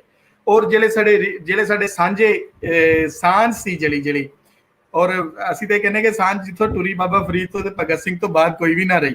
ਤੇ ਉਹ ਜਿਹੜੀ ਸਾਂਝ ਦੇ ਉੱਪਰ ਥੀਸਿਸ ਨੇ ਉਹ ਬਹੁਤ ਘੱਟ ਜਾਂ ਗੱਲਾਂ ਬਹੁਤ ਘੱਟ ਹੁੰਦੀਆਂ ਲੱਗਦੀਆਂ ਨੇ। ਤੁਸੀਂ ਸਮਝਦੇ ਆ ਕਿ ਕਿਸਾਨ ਮੋਰਚੇ ਦੇ ਨਾਲ ਕੀ ਅਸੀਂ ਉੱਟਾ ਹੋਇਆ ਕਨੈਕਸ਼ਨ ਜਿਹੜਾ ਤਾਰੀਖ ਦਾ ਹੈ, ਜਿਹਦੇ ਰਾਹੀਂ ਅਸੀਂ ਸਮਝਾ ਸਕਦੇ ਹਾਂ ਕਿ ਬਾਲਾ ਨੂੰ ਦੱਸ ਸਕਦੇ ਕਿ ਲੈਲਪੁਰ ਕਿੱਥੇ ਹੈ, ਉੱਥੇ ਜਿਹੜੇ ਅੰਦੋਲਨ ਦੇ ਵਿੱਚ ਲੋਕ ਬੈਠੇ ਸਨ ਉਹ ਕੌਣ ਸਨ, ਔਰ ਉੱਥੇ ਜਿਹੜੀਆਂ ਬਾਕੀ ਆਲੇ ਦੁਆਲੇ ਜਿਹੜੀਆਂ ਉੱਥੇ ਜਿਹੜਾ ਰਾਏ ਅਹਿਮਦ ਖਾਂ ਖਰਲ ਦਾ ਜਿਹੜਾ ਕਬੀਲਾ ਸੀ ਕਿਸ ਤਰ੍ਹਾਂ ਲੜਦੇ ਪਏ ਸਨ, ਬਾਕੀ ਕਿਸ ਤਰ੍ਹਾਂ ਜਿਹੜੇ ਕਬੀਲੇ ਲੜ ਕੀ। ਤੇ ਇਸੇ ਤਰ੍ਹਾਂ ਹੀ ਸਾਡੇ ਵੱਲ ਜਦੋਂ ਕਿਸਾਨ ਅੰਦੋਲਨ ਨੂੰ ਸਮਝਣ ਦੀ ਕੋਸ਼ਿਸ਼ ਕਰੀਏ ਤੇ ਉੱਥੇ ਸਾਨੂੰ ਪਤਾ ਲੱਗੇ ਕਿ ਕੌਣ ਉੱਥੇ ਜਿਹੜਾ ਉਹ ਪਾਰਟੀਆਂ ਕਿਸ ਤਰ੍ਹਾਂ ਸੀ, ਗਦਰ ਪਾਰਟੀ ਕੌਣ ਸਨ ਜਾਂ ਕਿਸ ਤਰ੍ਹਾਂ ਸਨ। ਕੀ ਤੁਹਾਨੂੰ ਲੱਗਦਾ ਨਹੀਂ ਕਿ ਇਹ ਇੱਕ ਸਾਡੇ ਵਾਸਤੇ ਕਨੈਕਸ਼ਨ ਵੀ ਹੋਏਗਾ ਕਿ ਅਸੀਂ ਮੋੜ ਆਪਣੀ ਉਸ ਪੁਰਾਣੀ ਸਾਂਝ ਨੂੰ ਤਾਰੀਖ ਦੇ ਰਾਹੀਂ ਔਰ ਉਸ ਇੱਕ ਜਿਹਨੂੰ ਅਸੀਂ ਕਹਿ ਸਕਦੇ ਹਾਂ ਕਿ ਇੱਕ ਆਬਜੈਕਟਿਵਿਟੀ ਨਾਲ ਅਸੀਂ ਵੇਖ ਸਕਦੇ? ਬਿਲਕੁਲ ਰਹੇਗਾ। ਉਹ ਲਾਇਲਪੁਰ ਤੇ ਪਗੜੀ ਸੰਭਾਲ ਜੱਟਾ ਮੂਵਮੈਂਟ ਡੈਫੀਨਿਟਲੀ, ਤੇ ਇੱਕ ਹੋਰ ਮੂਵਮੈਂਟ ਵੀ ਹੋਈ ਹੈ ਪੰਜਾਬ ਵਿੱਚ, ਉਹ ਜ਼ਿਆਦਾ ਈਸਟ ਪੰਜਾਬ 'ਚ ਹੀ ਰਹਿ ਗਈ। ਉਹ ਮਤਲਬ ਉਹਦੇ ਸਪੇਸਿਸ ਈਸਟ ਪੰਜਾਬ 'ਚ ਸੀਗੇ, ਉਹ ਆਪਣੀ ਮੁਜ਼ਾਹਰਾ ਮੂਵਮੈਂਟ ਸੀਗੀ ਮਾਲਵੇ ਵਾਲੀ, ਹੈ ਨਾ। ਇਹ ਦੋ ਮੂਵਮੈਂਟਸ ਜਿਹੜੀਆਂ ਨੇ ਤੇ ਉਹਨਾਂ ਦੀ ਬਿਲਕੁਲ ਝਾਤ ਨਜ਼ਰ ਆਉਂਦੀ ਹੈ ਕਰੰਟ ਜਿਹੜੀ ਸਿਚੁਏਸ਼ਨ ਚੱਲ ਰਹੀ ਹੈਗੀ ਹੈ। ਤੇ ਮੇਰਾ ਖਿਆਲ ਹੈ ਇੱਕ ਬਹੁਤ ਅੱਛਾ ਵੈਂਟੇਜ ਪੁਆਇੰਟ ਹੋਊਗਾ ਕਿ ਅਸੀਂ ਆਪਣੀ ਹਿਸਟਰੀ ਵੀ ਰੀਵਿਜ਼ਿਟ ਕਰੀਏ ਤੇ ਸਮਝੀਏ ਵੀ ਕਿ ਹਾਂ ਜੀ ਕਿਹੜਾ ਪੰਜਾਬ ਸਾਡਾ ਸੀਗਾ ਤੇ ਕੀ ਖੁੱਸ ਗਿਆ ਸਾਡਾ। ਤੇ ਖੁੱਸੇ ਦਾ ਰੋਸ਼ ਤਾਂ ਹੈਗਾ ਹੀ ਹੈ ਸਾਨੂੰ, ਕਿ ਰੋਸ਼ ਤਾਂ ਨਹੀਂ, ਹੁਣ ਦੁੱਖ ਹੀ ਹੈਗਾ ਇਸ ਦਾ ਕਿ ਪਰ ਬਹੁਤ ਸੋਹਣੇ ਤਰੀਕੇ ਨਾਲ ਮੇਰਾ ਖਿਆਲ ਹੈ। ਦੇਖੋ ਹਿਸਟਰੀ ਸਾਈਕਲਿਕਲ ਹੁੰਦੀ ਹੈ, ਜੇ ਲੋਕ ਨਾ ਸਿੱਖਣ ਉਸ ਤੋਂ ਤਾਂ ਵਾਰ-ਵਾਰ ਆ ਕੇ ਤੁਹਾਨੂੰ ਉਹੀ ਗੱਲ ਸਮਝਾਉਂਦੀ ਹੈ ਉਹ, ਤੇ ਬੇਵਕੂਫ ਅਸੀਂ ਹਿਊਮੈਨਿਟੀ ਆ ਜਿਹੜੇ ਅਸੀਂ ਸਮਝਦੇ ਨਹੀਂ ਹੈਗੇ ਉਸ ਗੱਲ ਨੂੰ। ਤੇ ਹਿਸਟਰੀ ਦੁਬਾਰਾ ਆ ਕੇ ਸਿਖਾ ਰਹੀ ਹੈ ਸਾਨੂੰ ਕਿ ਤੁਸੀਂ ਕੌਣ ਸੀ, ਤੁਸੀਂ ਕਿਵੇਂ ਕੀਤਾ ਸੀ ਤੁਸੀਂ। ਤੇ ਇਸ ਮੂਵਮੈਂਟ ਵਾਸਤੇ ਵੀ ਬਹੁਤ ਵੱਡੀ ਇਨਸਪੀਰੇਸ਼ਨਸ ਰਹੀਆਂ ਨੇ ਲਾਇਲਪੁਰ ਆਪਣੇ ਆਪ ਵਿੱਚ ਤੇ ਮੁਜ਼ਾਹਰਾ ਮੂਵਮੈਂਟ ਵੀ। ਤੇ ਇਨਫੈਕਟ ਮੇਰਾ ਖਿਆਲ ਇੱਕ ਯੂਨੀਅਨ ਦਾ ਨਾਂ ਵੀ ਪਗੜੀ ਸੰਭਾਲ ਜੱਟਾ ਯੂਨੀਅਨ ਹੀ ਹੈਗੀ ਹੈ ਨਾ, ਤੇ ਉਹਨਾਂ ਦਾ ਝੰਡਾ ਵੀ ਹੈਗਾ। ਤੇ ਮੇਰਾ ਖਿਆਲ ਟੀਕਰੀ ਮੋਰਚੇ ਤੇ ਮੈਂ ਪਹੁੰਚਦੇ ਸਾਰੀ ਪਹਿਲੇ ਹੀ ਜਦੋਂ ਸਟੈਪ ਕੀਤਾ ਮੈਟਰੋ ਸਟੇਸ਼ਨ ਤੋਂ ਹੇਠਾਂ, ਮੇਰੇ ਖਿਆਲ ਮੈਂ ਸਾਹਮਣੇ ਸਰਦਾਰ ਅਜੀਤ ਸਿੰਘ ਦੀ ਫੋਟੋ ਦੇਖੀ ਸੀਗੀ ਨਾ। ਤੇ ਇਹ ਹੈ ਟਰੈਕਟਰਾਂ ਦੇ ਟਰਾਲੀਆਂ ਤੇ ਲੱਗੇ ਹੋਏ ਨੇ ਫੋਟੋ ਸਾਰੇ ਪਾਸੇ, ਸਾਰੇ ਜਾਣਦੇ ਨੇ, ਬੱਚਾ ਜਾਣਦਾ ਹੈ ਅੱਜ ਕੱਲ ਘੱਟੋ ਘੱਟ ਉਸ ਈਸਟ ਪੰਜਾਬ ਦਾ ਤੇ ਨਾਰਥ ਇੰਡੀਆ ਦਾ ਲਗਭਗ ਬੱਚਾ ਜਾਣਦਾ ਇਸ ਮੂਵਮੈਂਟ ਨੂੰ ਕੀ ਹੋਇਆ। ਤੇ ਇਹ ਸਮਝ ਵੱਧ ਰਹੀ ਸੀ ਹਿੰਦੁਸਤਾਨ ਵਿੱਚ। ਮੈਨੂੰ ਲੱਗਦਾ ਹੁਣ ਇਹ ਮੱਠਾ ਪਊਗਾ ਸੈਕੰਡ ਵੇਵ, ਇਸ ਤੋਂ ਬਾਅਦ ਦੁਬਾਰਾ ਚੱਕੀ ਜਾਊਗੀ ਗੱਲ। ਕਿਉਂਕਿ ਦੇਖੋ ਗੁਰਬਤ ਤੇ ਗਰੀਬੀ ਤਾਂ ਹਿੰਦੁਸਤਾਨ ਵਿੱਚ ਵੱਧਦੀ ਜਾ ਰਹੀ ਹੈ, ਕਿਸਾਨ ਤੇ ਮਾਰ ਤਾਂ ਬਹੁਤ ਪਈ ਹੋਈ ਹੈ। ਤੇ ਹੁਣ ਉਹਨਾਂ ਨੂੰ ਲੱਗੂਗਾ ਕਿ ਯਾਰ ਸਾਡਾ ਹਿੱਲਾ ਕੀ ਹੈਗਾ, ਅਸੀਂ ਕੀ ਕਰ ਸਕਦੇ ਹਾਂ। ਇਹੀ ਕਰ ਸਕਦੇ ਹੋ ਕਿ ਭਾਈ ਸਾਰੇ ਬਾਹਰ ਆ ਜਾਓ ਤੇ ਕਹੋ ਗਵਰਨਮੈਂਟ ਨੂੰ ਕਿ ਜੇ ਨਹੀਂ ਸਾਂਭਿਆ ਜਾਂਦਾ ਤਾਂ ਛੱਡ ਦੇ ਭਾਈ, ਕਿਉਂ ਇੰਨਾ ਫੜਿਆ ਹੋਇਆ ਸੀ। ਆਹੀ ਕਹਿਣਾ ਹੈ ਨਾ, ਤੇ ਕਹੂਗਾ ਮੇਰਾ ਖਿਆਲ ਹਿੰਦੁਸਤਾਨ ਕਹੂਗਾ ਜੀ। ਅਸੀਂ ਜਨਾਬ ਦਾ ਬਹੁਤ ਬਹੁਤ ਮਸ਼ਕੂਰ ਹਾਂ ਕਿ ਅੱਜ ਤੁਸੀਂ ਆਏ ਔਰ ਅੱਜ ਦੀ ਇੱਕ ਬੜੀ ਜਿਹੜਾ ਨਾ ਇੰਪੋਰਟੈਂਟ ਪ੍ਰੋਗਰਾਮ ਸੀ, ਬੜਾ ਸਾਡੇ ਸਮਝ ਲਓ ਕਿ ਇੱਕ ਵੱਡਾ ਪ੍ਰੋਗਰਾਮ ਸੀ ਕਿ ਅਸੀਂ ਜਿਹੜੇ 6 ਮਹੀਨੇ ਪੂਰੇ ਹੋਣ ਤੇ ਜਿਹੜੀ ਗੱਲਬਾਤ ਕਰਨਾ ਚਾਹੁੰਦੇ ਸਾਂ, ਕਿਉਂਕਿ ਅਸੀਂ ਬਾਕੀ ਦਿਨਾਂ 'ਚ ਵੀ ਨਾਲ ਕਰਦੇ ਰਹੇ। ਤੇ ਅੱਜ ਅਸੀਂ ਜਦੋਂ 6 ਮਹੀਨੇ ਪੂਰੇ ਹੋ ਗਏ ਤੇ ਅਸੀਂ ਉਹਨਾਂ ਤੋਂ ਕੁਝ ਦਿਨ ਪਿੱਛੇ ਹੀ ਆ ਗਏ। ਪਰ ਅਸੀਂ ਕਹਿ ਕੇ ਅਸੀਂ ਇਹ ਜਿਹੜੀ ਹੈ ਨਾ ਗੱਲਬਾਤ ਜ਼ਰੂਰ ਰੱਖਣੀ ਹੈ। ਔਰ ਤੁਹਾਡਾ ਦਾ ਭਲਾ ਹੋਏ ਕਿ ਤੁਸੀਂ ਸਾਨੂੰ ਟਾਈਮ ਦਿੱਤਾ ਔਰ ਆਏ ਤੇ ਅੱਜ ਦੀ ਇਹ ਗੱਲਬਾਤ ਸਾਡੇ ਫੋਰਮ ਤੇ ਤੁਸੀਂ ਸਾਂਝੀ ਕੀਤੀ। ਸਾਡੀ ਵੀ ਇੱਕ ਕੋਸ਼ਿਸ਼ ਹੈ ਕਿ ਅਸੀਂ ਜਿਹੜਾ ਹੈ ਉਹ ਪੰਜਾਬ ਦੇ ਪੜ੍ਹਨ ਵਾਲੇ, ਪੰਜਾਬ ਸਟੱਡੀਜ਼ ਦੇ ਜਿੰਨੇ ਵੀ ਲੋਕ ਨੇ ਬਾਹਰ ਅੰਦਰ ਵਸਦੇ, ਜਿਹੜੇ 22 ਕਰੋੜ ਅਸੀਂ ਦਾ ਦਾਵਾ ਮਾਰਨੇ ਆ, ਤੇ ਉਹਨਾਂ ਸਾਰਿਆਂ ਤੱਕ ਅਸੀਂ ਇੱਕ ਸਾਂਝੇ ਬਹਿ ਕੇ ਗੱਲ ਕਰੀਏ ਤੇ ਸਾਰੇ ਤਾਰੀਖ ਦੀ ਗੱਲ ਕਰੀਏ, ਸਾਰੇ ਲੌਜਿਕ ਨਾਲ ਗੱਲ ਕਰੀਏ।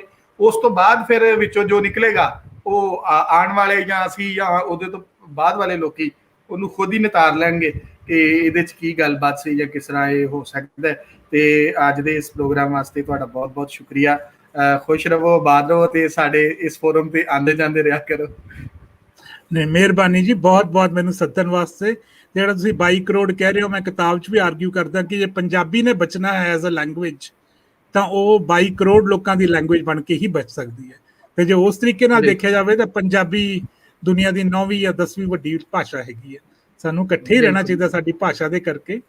ਤੇ ਉਹ ਸਾਰਾ ਕੁਝ ਹੋ ਰਿਹਾ ਹੈਗਾ। ਹੁਣ ਦੇਖਦੇ ਆ, ਇਸ ਮੋਰਚੇ ਨੇ ਬਹੁਤ ਕੁਝ ਸਿਖਾਇਆ ਤੇ ਅੱਗੇ ਵੀ ਰੱਬ ਮਿਹਰ ਕਰਨ, ਹੈ ਨਾ। ਤੇ ਮਿਹਰਬਾਨੀ ਜੀ, ਬਹੁਤ ਬਹੁਤ ਬਹੁਤ ਬਹੁਤ ਸ਼ੁਕਰੀਆ, ਬਹੁਤ ਬਹੁਤ ਸ਼ੁਕਰੀਆ ਜੀ। ਸਾਰੇ ਦੋਸਤਾਂ ਦਾ ਬਹੁਤ ਬਹੁਤ ਸ਼ੁਕਰੀਆ ਕਿ ਉਹ ਅੱਜ ਦੇ ਇਸ ਪ੍ਰੋਗਰਾਮ 'ਚ ਆਏ। ਔਰ ਮੈਂ ਬਹੁਤ ਸ਼ੁਕਰਗੁਜ਼ਾਰ ਹਾਂ ਆਪਣੇ ਸਕਾਲਰ ਦਾ, ਅਮਨਦੀਪ ਸੰਧੂ ਹੋਰਾਂ ਦਾ, ਕਿ ਉਹ ਅੱਜ ਆਏ ਤੇ ਸਾਨੂੰ ਇਸ ਜੋਗਾ ਕੀਤਾ ਕਿ ਅਸੀਂ ਦੂਰ ਬੈਠੇ ਜਿਹੜੇ ਉਹਨਾਂ ਵਾਸਤੇ ਦੁਆ ਵੀ ਕਰਨੇ ਆ ਤੇ ਉਹਨਾਂ ਵਾਸਤੇ ਛੋਟਾ ਮੋਟਾ ਜਿਹੜਾ ਹੈ ਉਹਨਾਂ ਦੀਆਂ ਗੱਲਾਂ ਬਾਤਾਂ ਸੁਣਨ ਵਾਸਤੇ ਦੋਸਤਾਂ ਨੂੰ ਬੁਲਾਉਂਦੇ ਵੀ ਰਹਿੰਦੇ ਆ ਕਿ ਉਸ ਪਾਰ ਵਾਸਤੇ ਜਿਹੜੇ ਸਾਡੇ ਕਿਸਾਨ ਵੀਰ ਨੇ ਉਹਨਾਂ ਦੇ ਕੀ ਹਾਲਾਤ ਨੇ।